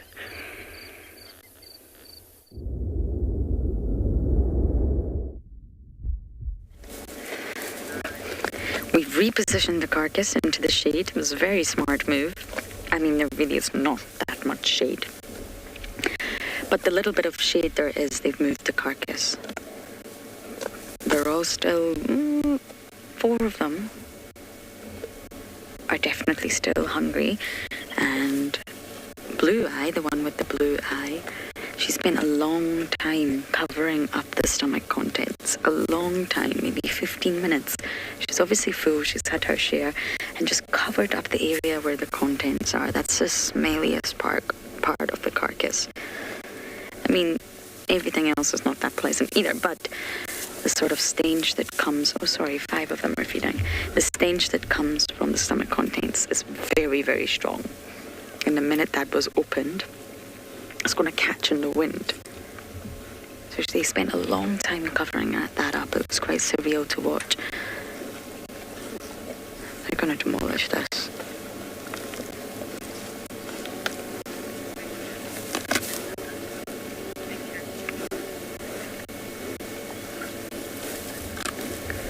Leopard lover, you're asking, do all cats clean? They kill before eating them.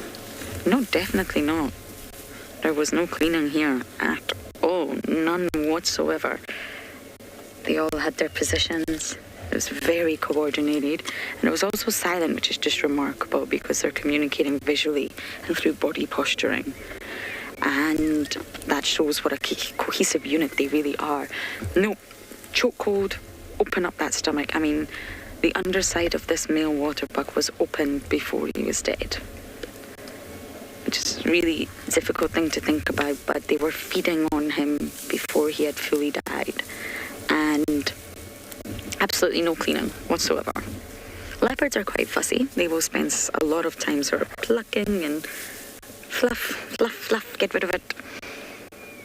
But with lions, nope. Remember, there's sort of competition here. Although they are a unit and they tackled this waterbuck together and they're feasting together, still, you want to be the one that gets the best part. You want to be the one that gets the most food. It definitely happens in the case of impala kills, where some of them will get absolutely nothing. They'll walk away with nothing. But of course, this male waterbuck is very large. So leopard lover, no, absolutely not. Not all cats will clean.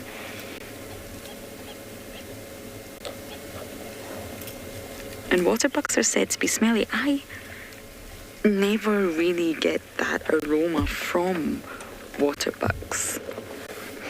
I never really smell anything too terrible from them when we have sightings with them. But they do produce that substance. And it's produced from glands in their skin, specialized glands. And it's a musky odor. never really smelled anything unpleasant from waterbuck, but territorial bulls are particularly smelly, and this is a big dominant bull we've got here. And they say that the aroma of a territorial bull waterbuck can be picked up by predators from 500 meters away. They could have picked up on his scent long before they saw him or heard him. And it's suggested that this sort of substance that they secrete or they produce is to sort of waterproof their shaggy coats. That's one of the suggestions. But to be honest, I really don't smell anything bad from waterbuck, and it definitely doesn't deter the predators, that's for sure.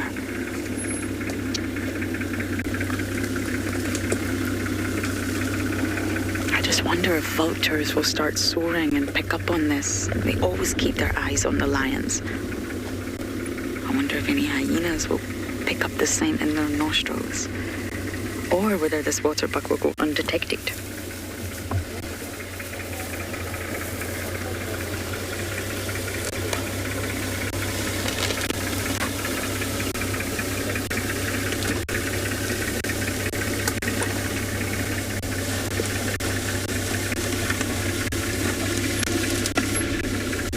We had them very nicely positioned at Gowrie Dam for the start of drive, and immediately they were up, so we knew the Talamatis were going to deliver this morning.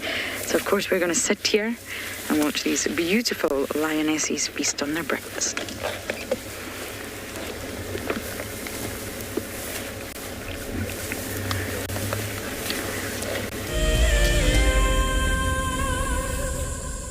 We all have a busy schedule and a lifestyle which is confined to stress and tensions. For so many of us, the hustle and bustle of a tedious life has meant we have lost our inner peace. Traveling is an ultimate remedy that lets us unwind and helps us experience peace in the lap of nature. Wild Earth encourages the benefits of travel by giving away an amazing prize every month. I was totally overwhelmed to receive this fantastic prize of 3 nights at Chitwa Chitwa. Wild Earth has been a lifesaver for us during the pandemic and has kept us sane. Thank you so very much, Wild Earth. Sign up to be an explorer today, and it could be you jetting off on an all-expenses-paid-for safari experience.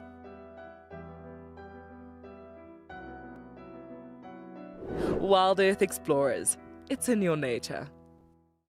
The Endangered Wildlife Trust fights at the forefront of conservation, across the vast Karoo and sweeping grasslands, in remote pockets of forest, along road networks, across African skies, and in communities to conserve our wildlife and wild spaces. Help us to protect forever, together. Donate now at ewt.org.za. It's a huge privilege to be in these incredible places with these amazing animals. I love filming lions. When they do get up and do something, it's always spectacular. When they are playing, are incredibly fun to watch, especially subalterns and cubs. I love being in the bush and working in these incredible places with these amazing animals.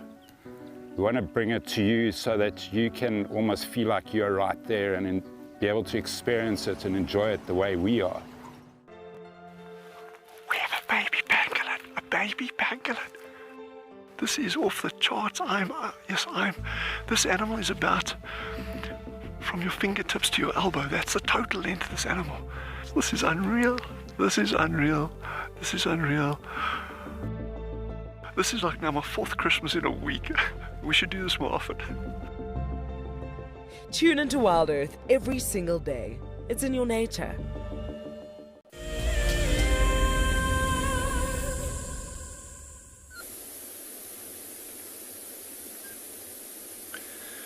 So we are still here with the standoff at the waterhole.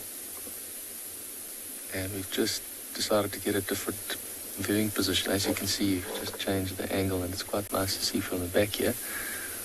And the only thing really that has changed is the hippo has moved a little bit closer to the kudu.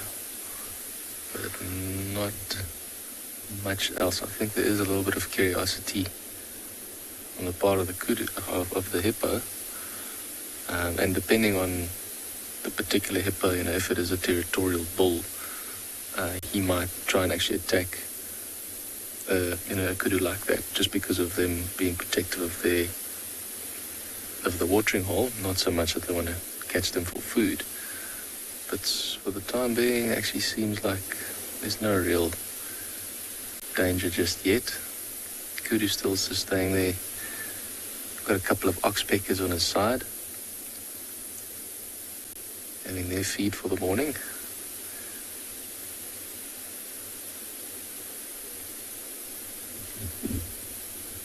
You can see how those little oxpeckers are actually combing with their bills through the fur of the kudu. So they're just getting probably all the little tick larvae inside there.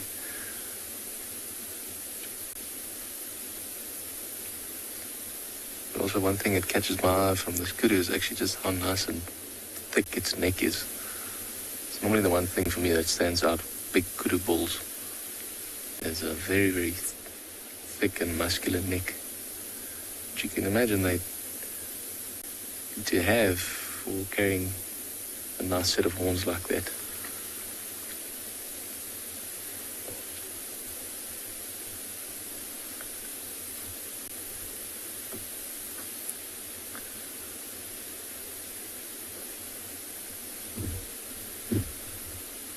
You can see with the movement of the water, so there's some nice little breeze also blowing.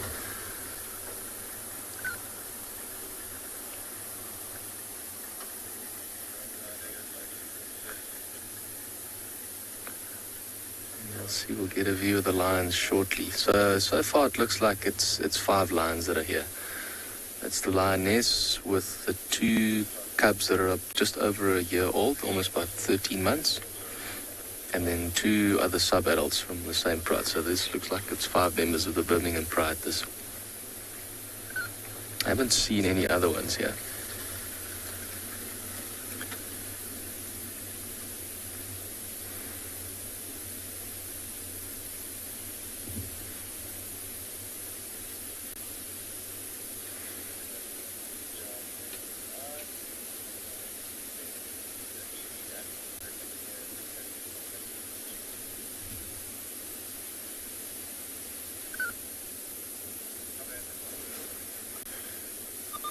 But still, what an interesting sight.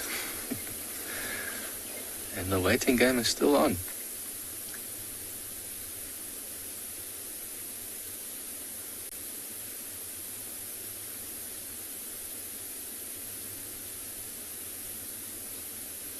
I'm actually really curious to see how long this will go on for.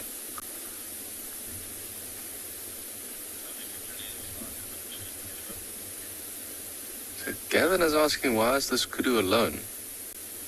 It's not uncommon to see kudu by themselves. They're not herd animals per se, like impala, where you find them in big groups, but you often find them in temporary groups, sometimes 4, 5 to 8 together in a group like that. Sometimes even you find bulls will also walk in groups of 2 to 3 or more. And then you often find some bulls just by themselves. It's not uncommon to find them by themselves. It's very possible that he was walking with some other female kudu or maybe another bull in the area, and when these lions arrived, they all probably, potentially could have scattered and ran off into another direction, and he ran into the water, so that could have happened.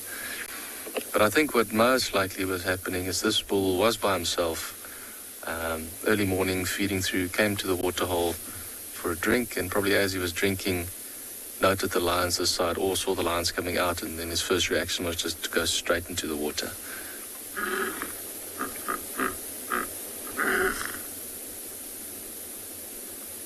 And so nice of the hippo just to call for us then, make it known that he's also here.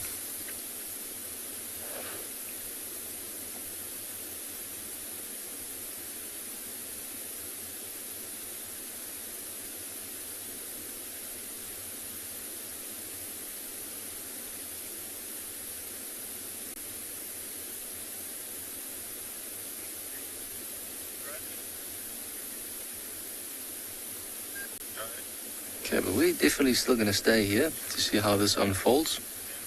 We might actually just try a different position, maybe see if we can get some better light on the lines from the other side of the watering hole. In the meantime, we're going to send you over to Pinder with their dazzle.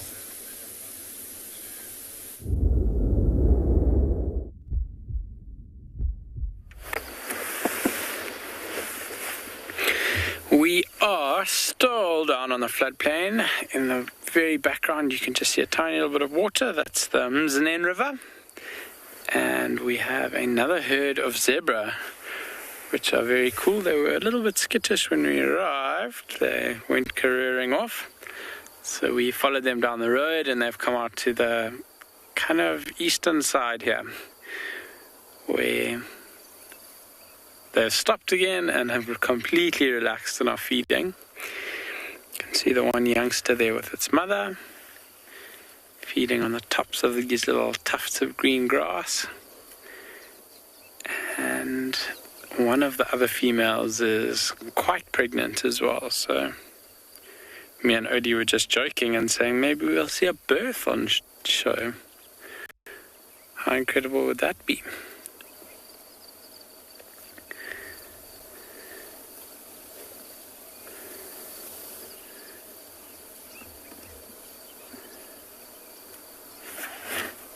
I don't think we are going to see a birth, just a disclaimer.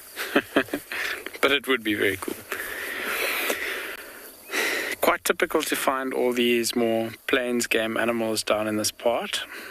So with all this grass here, to see zebra, wildebeest, warthogs, rhino, white rhino that is. This is very cool. I just realized, I think I mentioned earlier that we went to the hyena den, but we didn't stay. And when we got there, we were driving down, it's a short little road to the den, and I noticed some quite large scuff marks of a rhino that I thought to myself, that's interesting that these are down here. But anyway, it is quite a thick area where the den is, but I didn't pay too much attention to it. And as we came around the corner to where you can see the entrance to the den from, there was a black rhino that had been right at the den, and when we came in it moved off. So I think what happened is that it had probably come through, it was feeding on, there's lots of tambuati trees there, and then when we came in we spooked it a little bit, so it went and left and went into the thicker bush where we couldn't follow it. And after that, maybe 5 or 10 minutes later, a single hyena, an adult, came through, just to make sure that the rhino had gone, obviously, but then he too moved off into the bush. So we didn't get a really long view of anything, but still a really incredible sighting to have for the morning. So we came down to check out the floodplain here. Oh, I've got some red-billed oxpeckers that I've just pulled in. On the left, there they are. And so we came down to the floodplain here. It's not far from the den, and I think I'm hoping to head back past the den when we finish down here, just to see, maybe with a little bit of time after that rhino left, just enough time for the hyena to come back out again. And what a treat that would be. But for now, it's been really cool just watching these zebra feeding. Once again, you can see really relaxed with us being around. That zebra's got a little tail that's not quite complete. It's still trying to do its job, but to no avail. So zebras use their tails to chase flies away, and the zebra's missing its tail, most likely bitten off by another zebra actually. A lot of people ask me when they see this, is that from a lion? and quite surprised when they find out that it's actually just another zebra.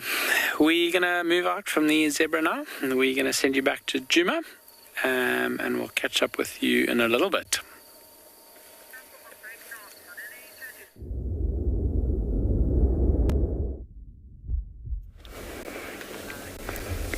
We're still sitting here. They've moved it even further into the shade. It's now hidden from view from any vultures, nestled into the thicket. Some are full. Station, are you looking for the Talamati bride? We're the only ones here right now. Sorry, last station, is it you that is at Waterberg Kwamba? Hey, firm, I'm on lock.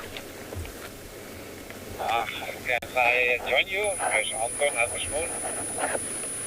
Absolutely, make your way. How many stations, Bakazuk stations on Voyatella?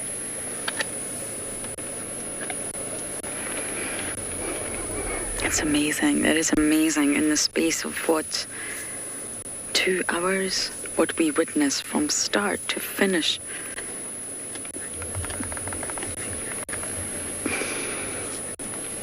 Leopard lover, I have no idea. They may arrive, they may not arrive. Are they on other kills? Are they full? Are they nearby in the vicinity enough to pick up the scent? Or are they all sleeping because it's getting hot?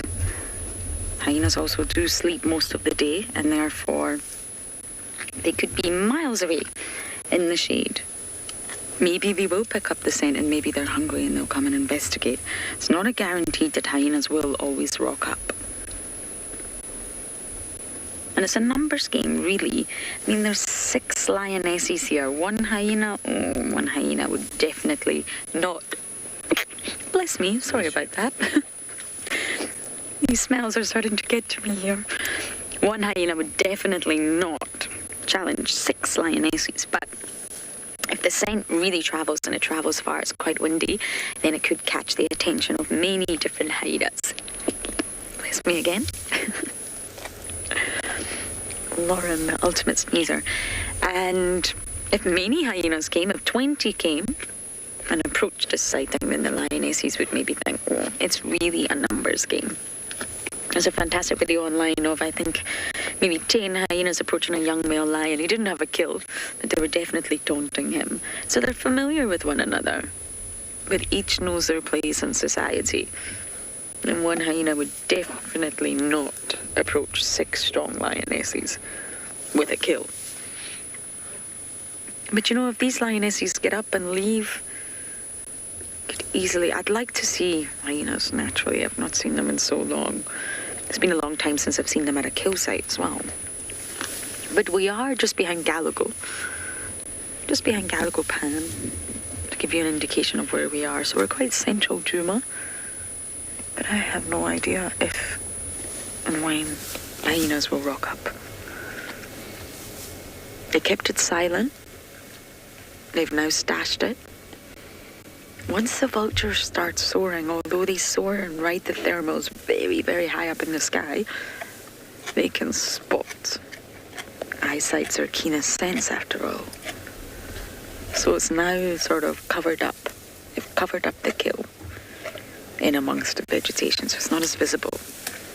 They've tried to cover up the smell, but I mean, it definitely still smells. But the blue-eyed lioness covered it up. She spent ages on that, covering it with vegetation. So they've done the best they can. They are aware of scavengers, aerial scavengers and terrestrial scavengers. They're absolutely aware of who could appear at this carcass.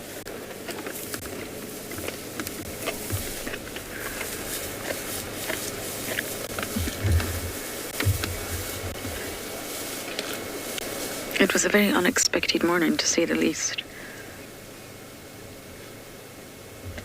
And in summer at this time, I mean, it is 20 to 9 in the morning. In summer, in the sort of heart of summer, this would be already unbearably hot. But of course, it's winter, so it's nice and cool for them. Okay, we of course are going to stay with our hungry lionesses, and we're going to send you across to Mike, who I imagine is probably also hungry.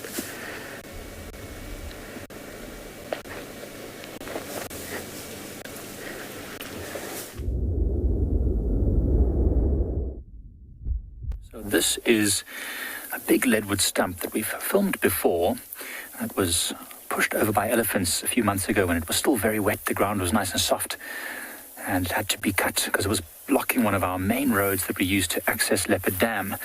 And it was amazing when it was first cut, the amount of animal life that came to feast on the sap of the tree was phenomenal. And now we've come back again, and I thought there would be nothing left here. But it's amazing to see the resilience of this tree.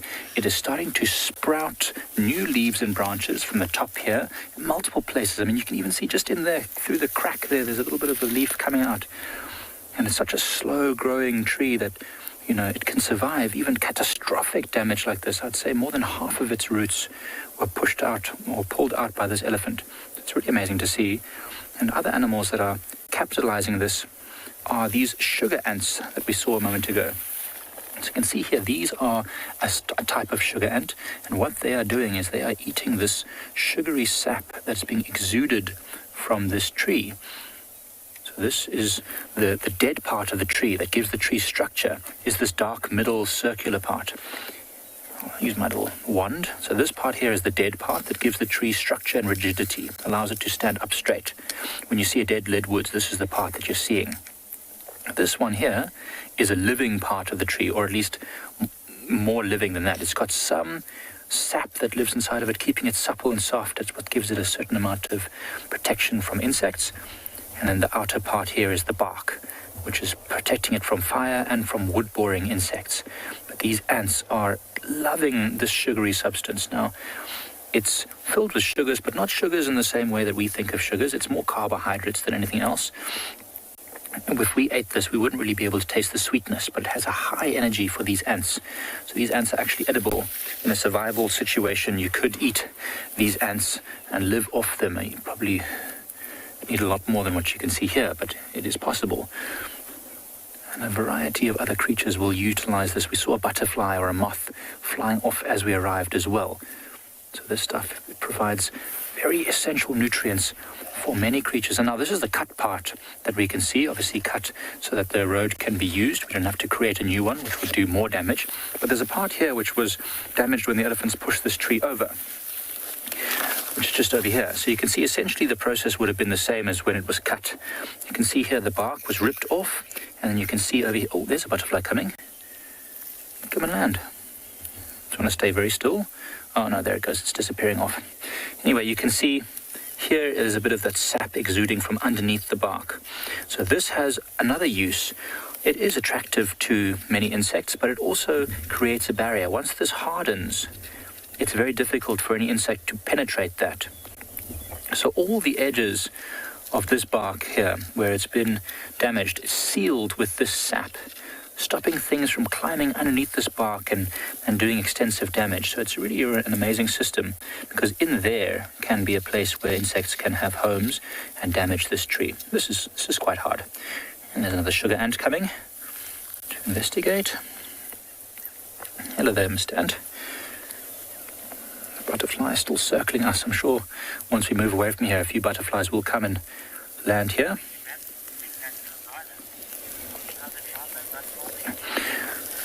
Okay, well, it sounds like there's still a lot of drama happening at Ngala, so we'll send you back over that side to see how it develops.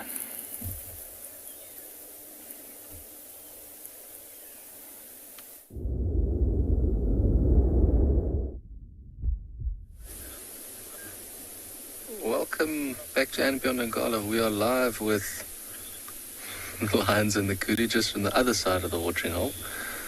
I was actually hoping to get a view of one of the lions through the horns of the kudu, but this angle actually works pretty nice as it is. But you might see that the lions have actually moved slightly from their last position. Just about a minute ago, there was a massive gush of wind and about 6 woolly neck storks. It all flew low to the water, and I think that combination of the wind and I don't know, something just that they must have heard just got them all up, and they walked a little bit on, looking in one direction.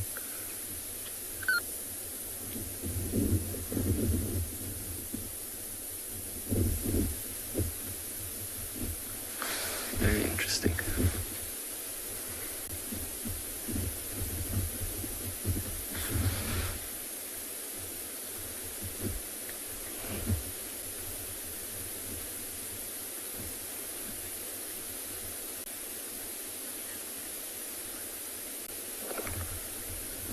Chris is asking, is this a group of sub-adults? Chris, 2 of the lions there are sub-adults, yes, and then there's 1 adult lioness with 2 cubs that are about just over 1 year old. So yeah, that's the makeup of these 5 lions. So one of them is an adult, and all the other ones are 2 cubs and then 2 sub-adults.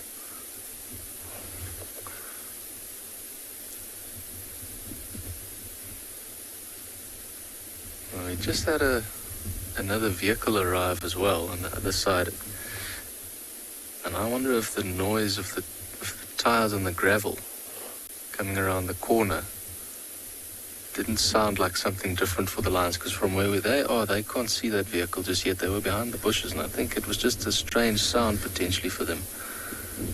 With this wind blowing and them not being able to see, I think they were just wondering what it was that they heard. And that's why they're all of a sudden so curious. Not looking at the kudu anymore, but looking towards the side of the road. That's the only other thing I can think of, really.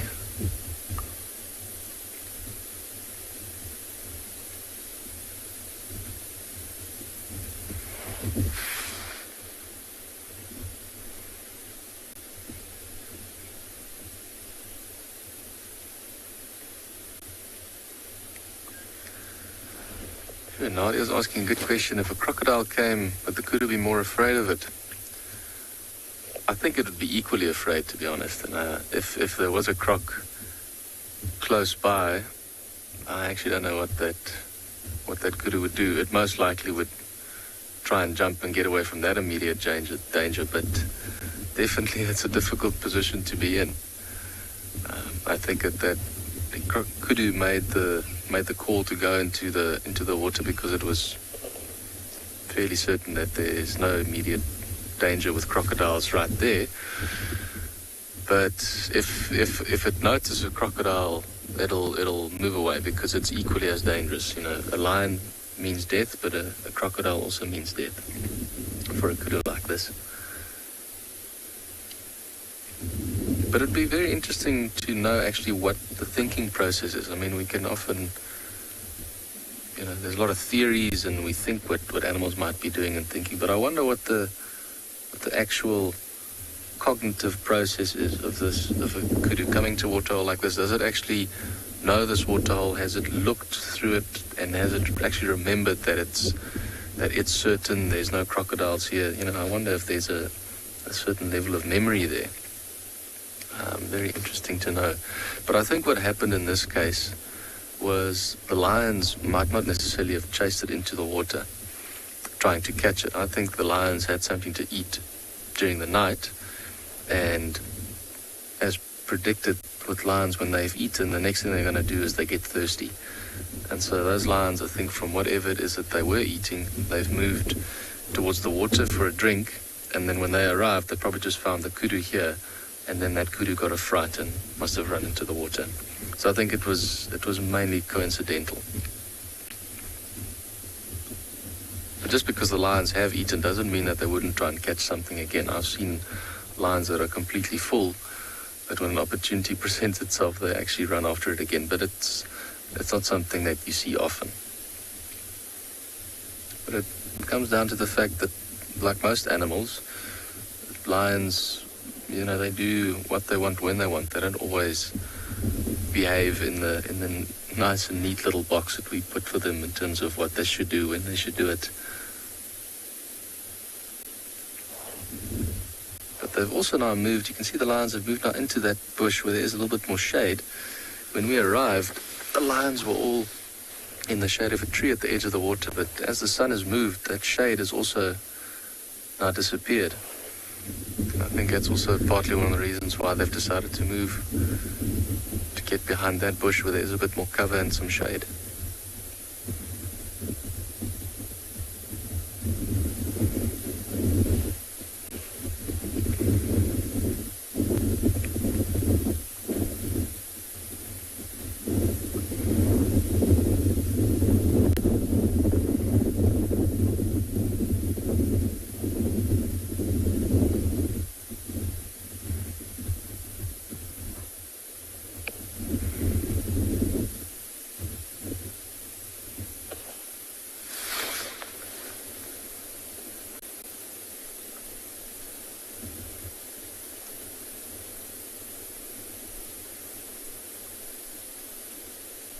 You can just see the movement of the lions every now and then. It shows you how well they are camouflaged when they are in a bush like that. If you don't see the movement, you wouldn't know that they were there. Alright, but it looks like all those lions have now started to settle down in the bush there, and that kudu hasn't moved, and the hippo has lost interest for now, but we're still going to stay here a little bit just to see how this unfolds.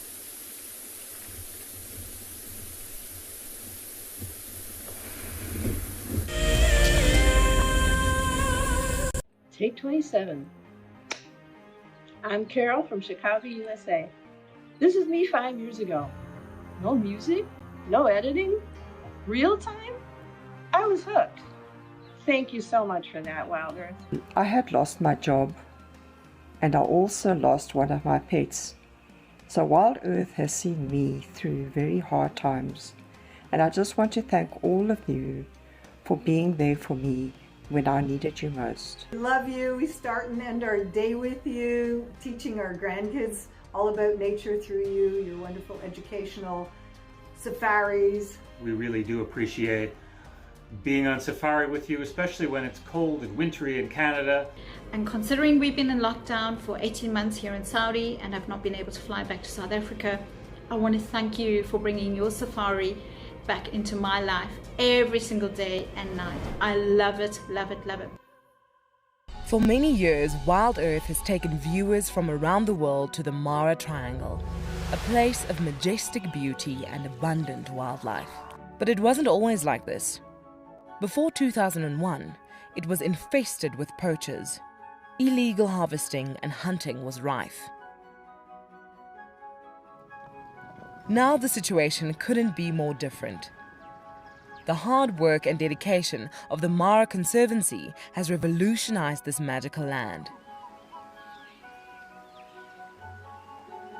But now, the loss of revenue from tourism has created a grave crisis. The Mara Conservancy needs help if they are to continue protecting the reserve and supporting the local communities whose livelihood depend on its survival.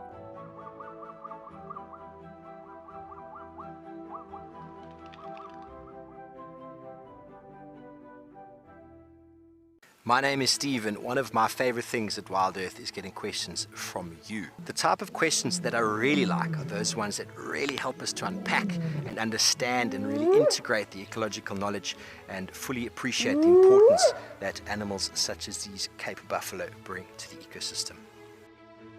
If you want to ask a question on Wild Earth, you're going to have to register on the website. But once registered, just head on over to the live safari page and enter your question under the live feed.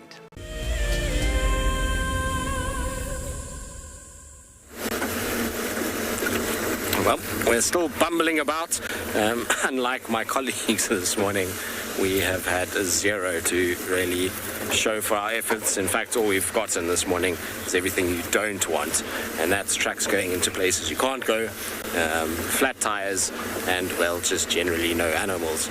It's about as wonderful a game drive as one could wish for. Anyway, it's okay. We've been following tracks, which always makes me content. So we tracked Tavangumi for a while. He unfortunately went into an area where we don't get any signal at all.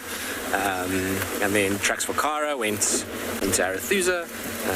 And then we got onto tracks of Kalamba, but we were so far behind from when she was seen, and the track I found was very close to where she was lost this morning, that she could be far away. So I'm just trying to do a big loop now just to check. So far I can't find any tracks coming out of where she went in, but that's not to say that she didn't sneak out somewhere on a hard section and I've just missed it. So I'm just having a bit of a loop around to check it out. It's the way things sometimes go. What has this ground scraper thrush got in its mouth? It's busy eating something, maybe a caterpillar of some sort.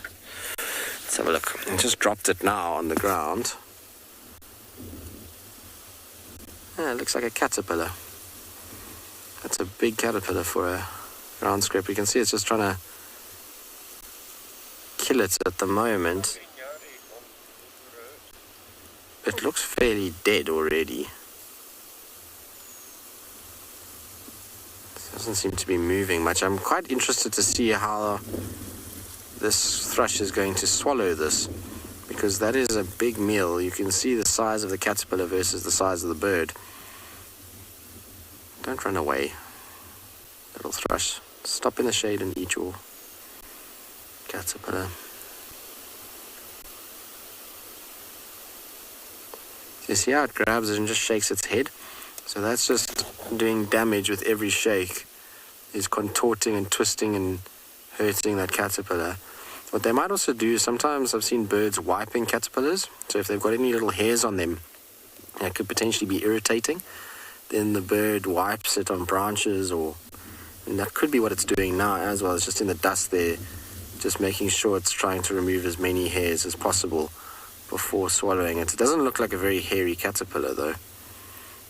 It's for one of the big moths. I can't see nicely. It's so covered in sand now. It's difficult to see any coloration on that caterpillar, but it would be for one of the big moths. Like cream-striped owl moths or the likes.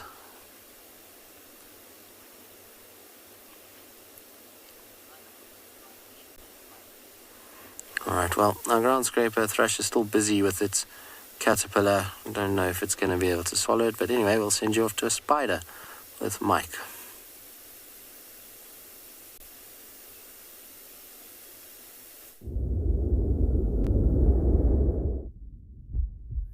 I do have a spider, and it's becoming more and more rare to find them because of the cold weather.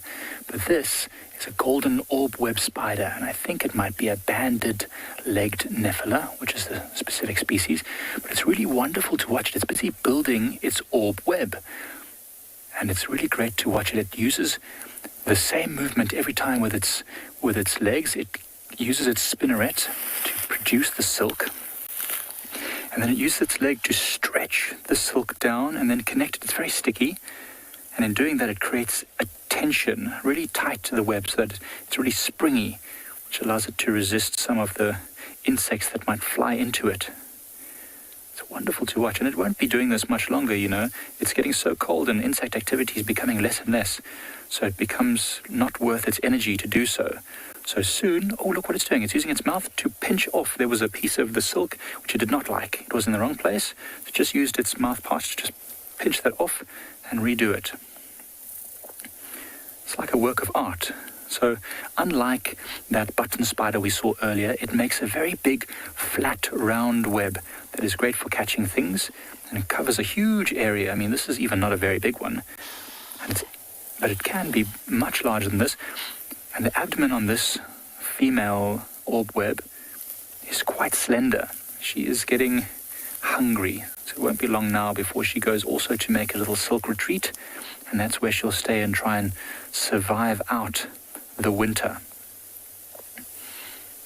And for those of you who've been watching the show for quite a while, you'll know that this spider is well known for having one of the strongest materials that human beings know in nature, natural materials. This web is stronger than steel of the same size. It's pretty amazing. And there, on this web, you'll see the central part here has all the leftovers from this spider's meals, previous meals. So there's bits of insect shells, and it keeps it there. You'd wonder, why would it do that? Why would it keep this trash here? It's called a trash line. They keep it here to act as a visual representation for large animals to not walk through its web. for things like impalas, kudus, even birds, for example, flying low. They would see this and they would move out the way and hopefully not damage this spider's web. It's nice to see her so active. It's going to be warm today, I think. It's going to be quite a warm day. So that's why she's being very active. But as the winter progresses, when we get into June and then July, it will be fairly chilly, even during the daytime. Not chilly, I mean, it's still warm, but too cold, too dry for any insects. So she will be very inactive. And she'll most likely, I see most of this web is connected from this dead sickle bush to the right, down towards this, what is this? This is a gruvia or a wild raisin. And so amongst this wild raisin, the grasses and leaves, she'll make a little retreat, and that's where she'll live. Fantastic to see. So this spider, unlike the brown button spider, is not medicinally important to us. It has large fangs, and it can make quite a painful bite, but it won't hurt us. It's not very venomous to us. So she's going to slowly make this web. Might take most of the morning, and by mid-morning it'll be finished, and then she can rest. And we will send you over in the meantime back over to Lauren.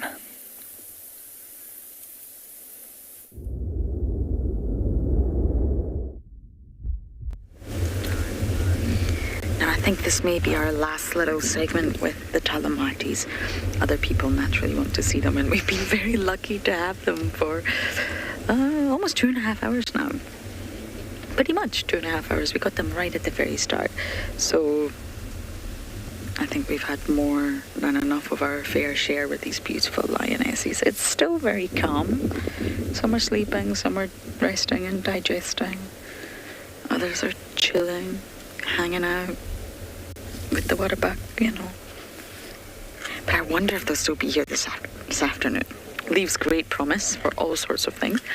We've seen a battalier or two soaring in the air, but nothing directly above us. And Davi, your sign language is really special. Sometimes I wish everyone could see Davi's sign language. He just reminded me that the buffalo have now sort of changed direction and they're coming in our direction. We're on Mvubu and they're apparently heading this way. Whether or not the lions take any interest, I don't know, but they will definitely be able to A, hear them, and B, smell them. Without a doubt, buffalo are not quiet, and they're very smelly. But of course they have their waterbuck here. They might be tired, they might be full, but you never know. They're heading this way. And poor Tristan got a flat tire. That was me last week. But Davi, you seem to have escaped the flat tires. There's been impo both times. I do well. Lucky you.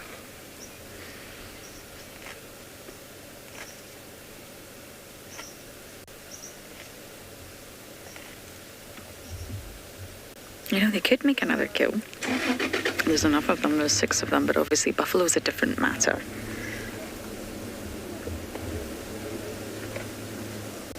They can risk injury from buffalo, and one of the lionesses, the blue-eyed lioness, she's got an injury on her front left arm. It's fresh. It's bleeding. She'll be fine, it's just a wound. This obviously happened this morning from something that went down with the waterbuck.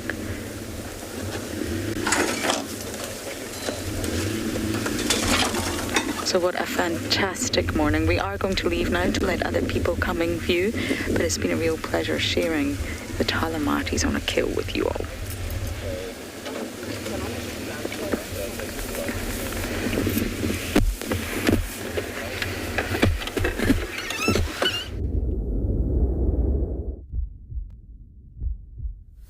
So this is indeed a mob of meerkats. Meerkats we don't know, but they're cooperating to allow us to film them from the vehicle. So you'll see that they're a little bit more nervous, check what we're doing, check back.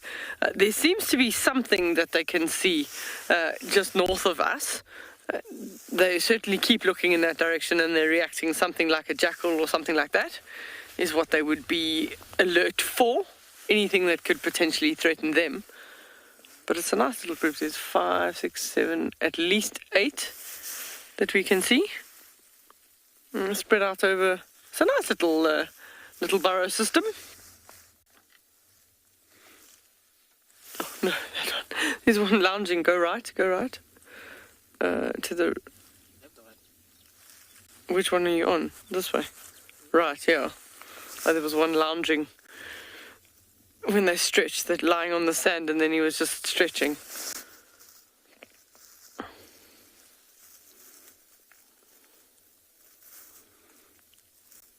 So it's getting more towards winter. They tend to take a little bit more time. I mean, the sun's been up a good hour and a half or more, and they're still at home.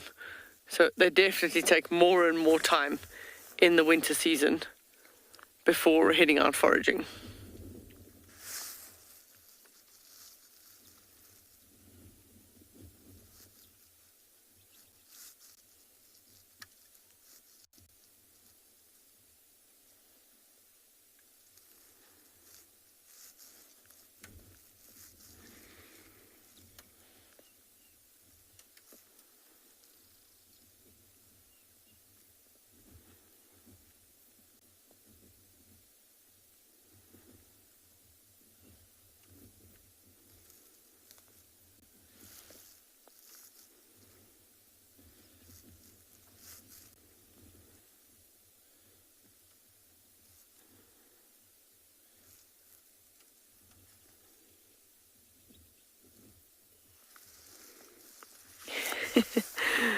Oh, ow, ow.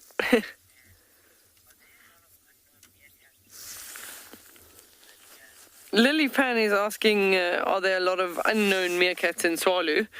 Yes, there are. I mean, we've only got 3 groups habituated.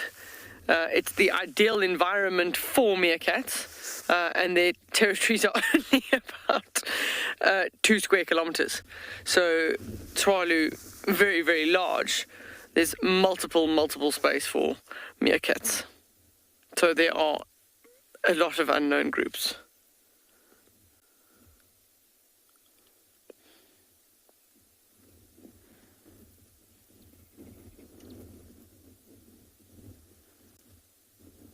So this group, their little burrows are right on the edge of the road, so they're familiar with vehicles going past, but certainly not out on foot like we do with the others.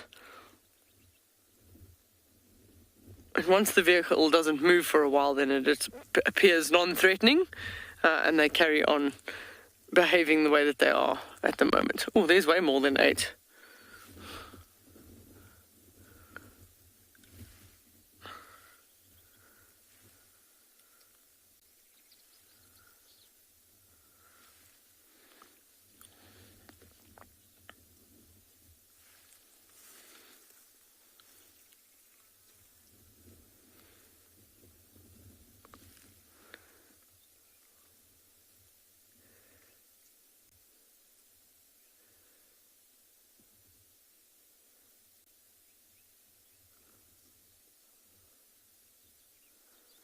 Probably not fair when it's 2 against 1.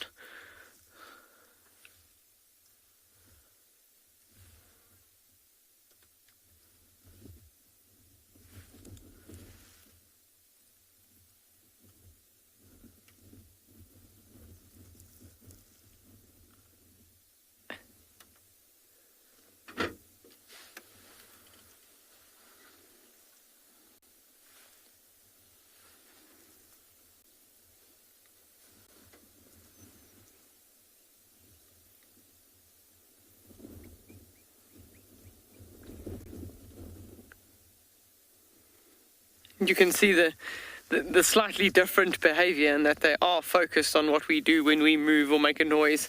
They focus on us, which the others that are far more relaxed with our presence don't worry if we've made a noise or anything like that. They associate us with no harm at all, but these ones are still skeptical.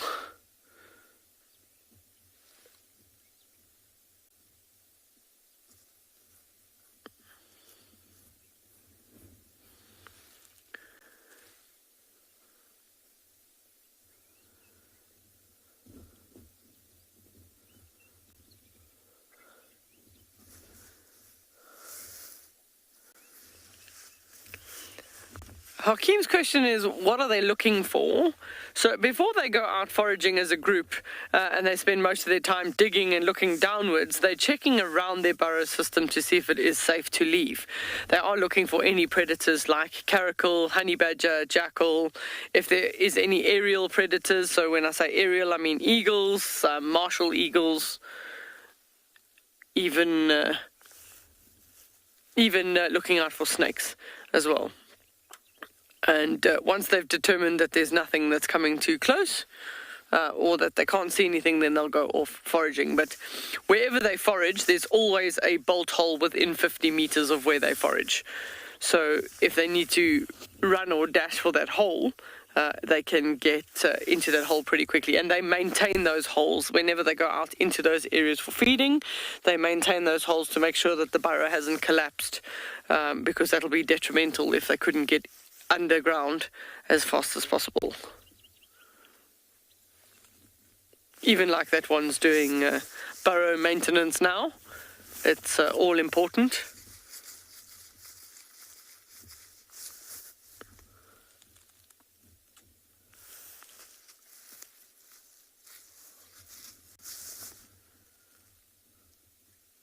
They just really are enjoying the sun.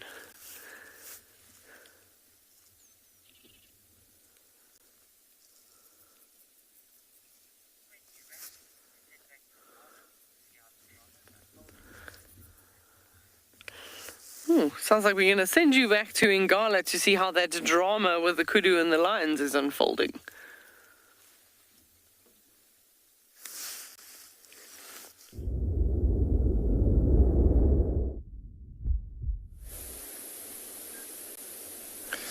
So we're still here with this kudu in the water, and he hasn't moved an inch. Even though from behind him it actually looks like he's closer to the bank, but he hasn't moved. And just the lions you can see off to the right of the screen, the heads of the one lion in the bush there. So they've all now gone to lie down that side.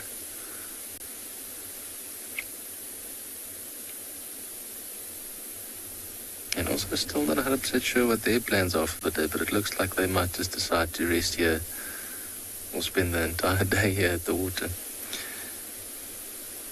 But they're also not as interested in that kudu as I thought. A couple of them were looking around the other way and getting off and walking around the bush, and so it's interesting. That behavior probably will change if that kudu decides to walk towards the edge. But yeah, he hasn't moved, and I was actually thinking to myself why he hasn't decided to go to the other side of the water, because where he is now, if you walk sort of towards the other edge, you'll be able to make it. It might not be that deep, but I think it's just an element of being a little bit too nervous, too scared, just completely unsure. And I think its whole decision-making process is just frozen at the moment.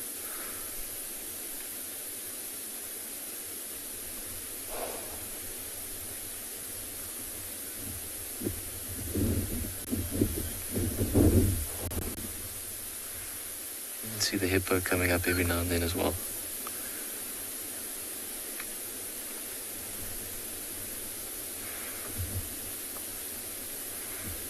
And you see the way the kudu is shaking his head, and I think it's those oxpeckers in its ear. It's probably irritating a little bit, trying to get to the ticks in the ear there.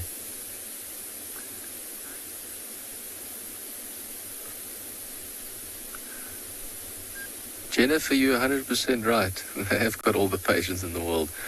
And that's part of their success. And, even for us on safari, having patience is a very good thing, because it just pays off on the right time. Because I think a magic ingredient here is timing, being in the right place at the right time, but then also having the patience to be able to wait to see what happens. Because even if, let's say you came to this watering hole early this morning and there was nothing here, you might easily think, it's probably going to look like that for the rest of the day.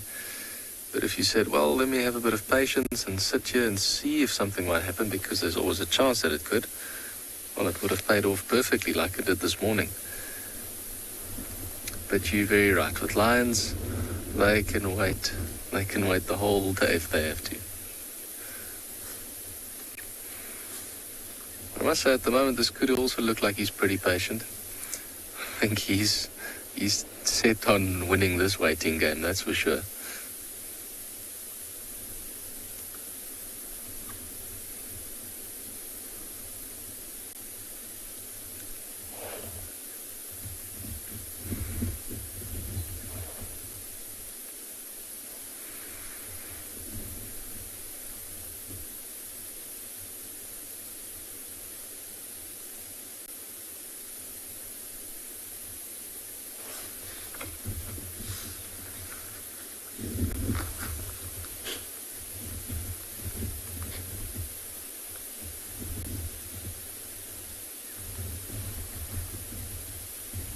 It's actually interesting to note, as we were sitting here, the wind started blowing a lot more than it has early in the morning. And I think that just has to do with the fact that as time wears on, it started getting warmer and warmer, and as the air starts heating up and the ground starts heating up, a lot more of the air starts to move, and that's why it's a lot more windy compared to this morning.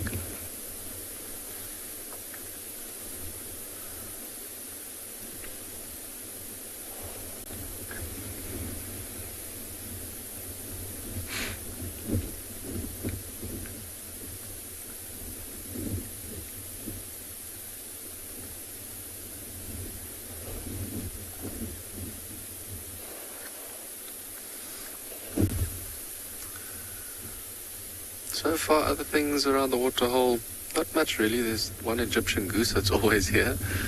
There's a couple of woolly neck storks that landed in, and one blacksmith lapwing. And that's about it. Nothing else really. I wouldn't be surprised if later on maybe some elephants come down for a drink, because you can see there's a lot of elephant dung also on the edge of the water here. You can see places where they've been feeding. So I'm pretty sure with all the elephant activity in the area, later on they might also decide to come here for a drink.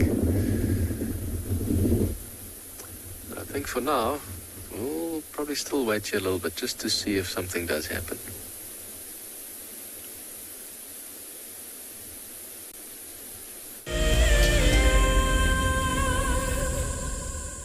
Do you dream of an African holiday in unparalleled luxury?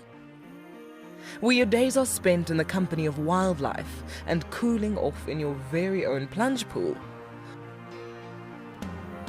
Well, this month's prize may be the one for you. Expertly camouflaged into the unspoiled environment of the world-famed Sabi Sand Game Reserve, it's hard not to fall in love with Simbambili. Sign up to be a Wild Earth explorer before the end of May, and you and a friend could be jetting off to this ultimate escape from reality. A luxurious safari and spa getaway wrapped up in one impressive package.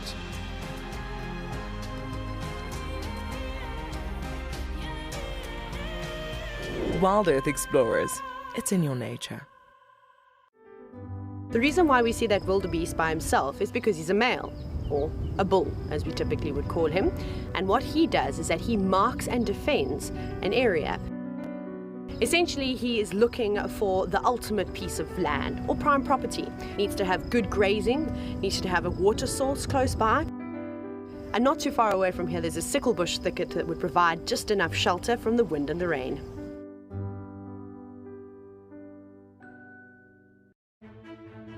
Hi everyone, my name's Daniel Fisher and I'm going to be your guide this afternoon. I'm looking really forward to taking you through and showing you all the beautiful places here at And Beyond Ngala. If you have any questions, please register on our website. Once registered, go to the live page feed and post your questions underneath the live feed. Join me on my next safari through And Beyond Ngala on Wild Earth. Send me live questions through the Wild Earth website and I'll answer them live from the African bush. Guys, have a look at what we've got. This is better than my birthday. Look at that. This is the first time that I ever see cubs this small. This is so special. This has officially just become my best sighting of all times. Tune into Wild Earth every single day. It's in your nature.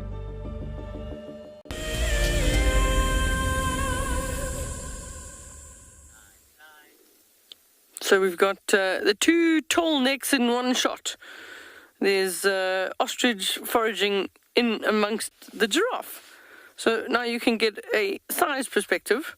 A giraffe anywhere up to 5 meters in height, and an ostrich anywhere up to 1.8, almost 2 meters in height.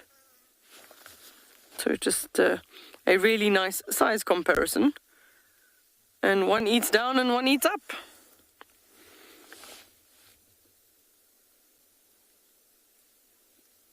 So there's at least 3 ostriches that we can see in another big journey of giraffe.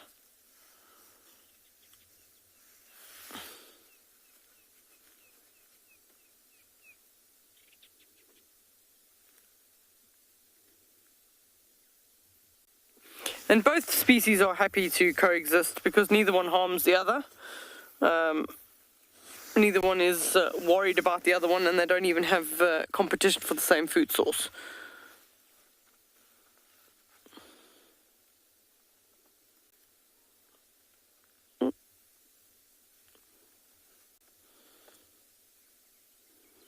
Lots of giraffe.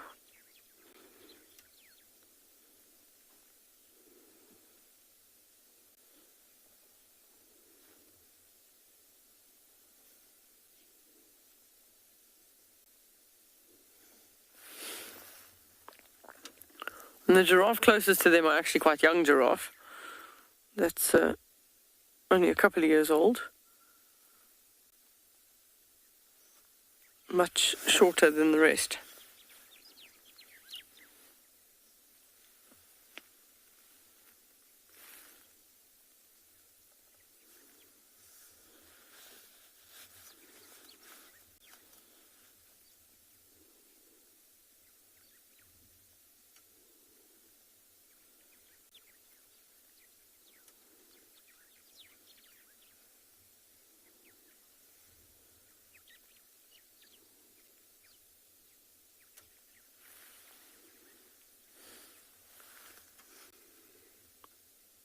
It's just a beautiful scene in general, with the mountains in the background. And leopard girl, I think I took the words right out of your mouth, because that's your pretty much exact same comment.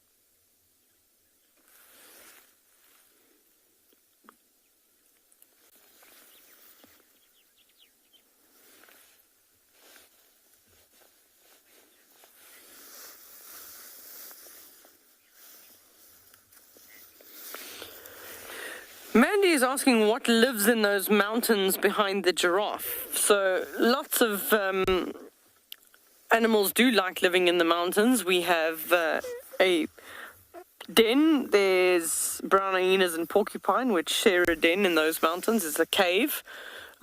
We know this morning the wild dogs were on top of the mountain, so unfortunately not able for us to view them, but they were sitting on top of the mountain. So they even go in and out the mountains.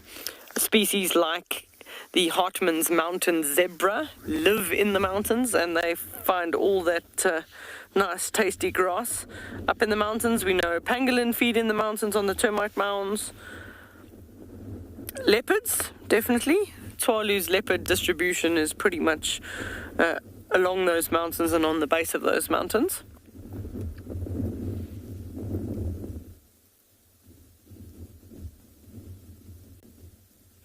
And there's other little animals. Klipspringer, dussies, or the rock hyrax. We get the black eagles living there.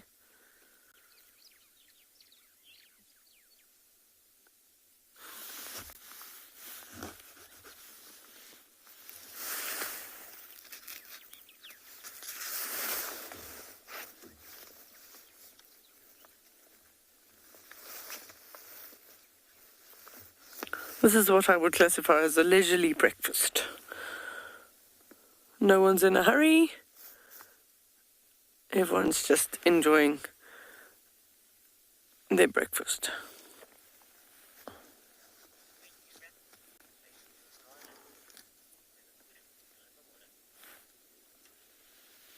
So we're going to send you across to Ngala. It sounds like the kudu is still in the water.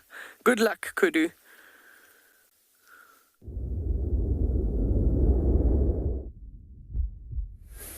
So we have now just looked at one of the woolly neck stalks here at the watering hole, sitting at the top of a dried redwood tree.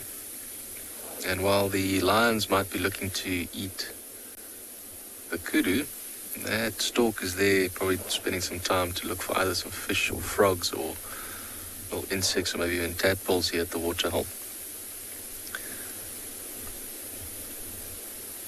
And we thought maybe what we'll do is just to give you all a bit of an idea of what the waterhole looks like.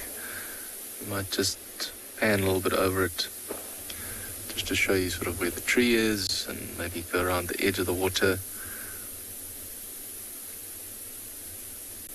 And there's some impalas on the other side that we'll see just now as well.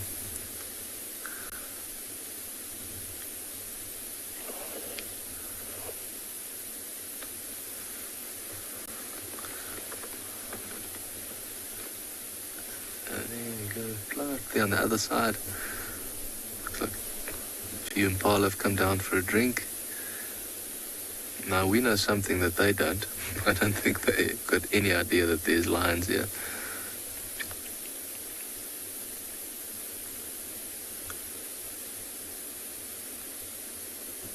Yeah, so quite nice to see how it's sort of changed a little bit here at the water, and it's a lovely watering hole, this, I must say.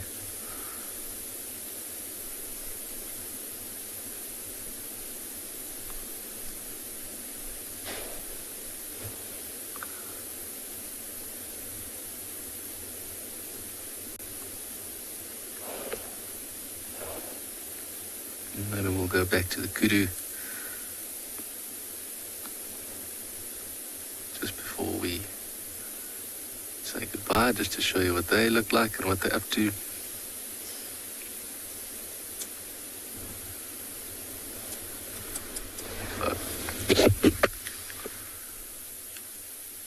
The chickson's asking, well, I think the kudu's maybe stuck in the water. I don't think it is. I think its hooves are probably set in a little bit more than it would be normal for just standing there. But if it wanted to get out, it could get out very easily. But definitely standing there, it would have sunken in a little bit more, but definitely not stuck. I think its whole behavior is just a little bit frozen, yeah, from the lions there. And I think as time goes on, maybe, it might feel that, it might look at its options a little bit differently after it's decided that, well, these lions doesn't look like they too keen on coming this side. But from where we are, and looking at where he is and where the lions are, they're still fairly close. So I'm very interested to see how this is going to play out.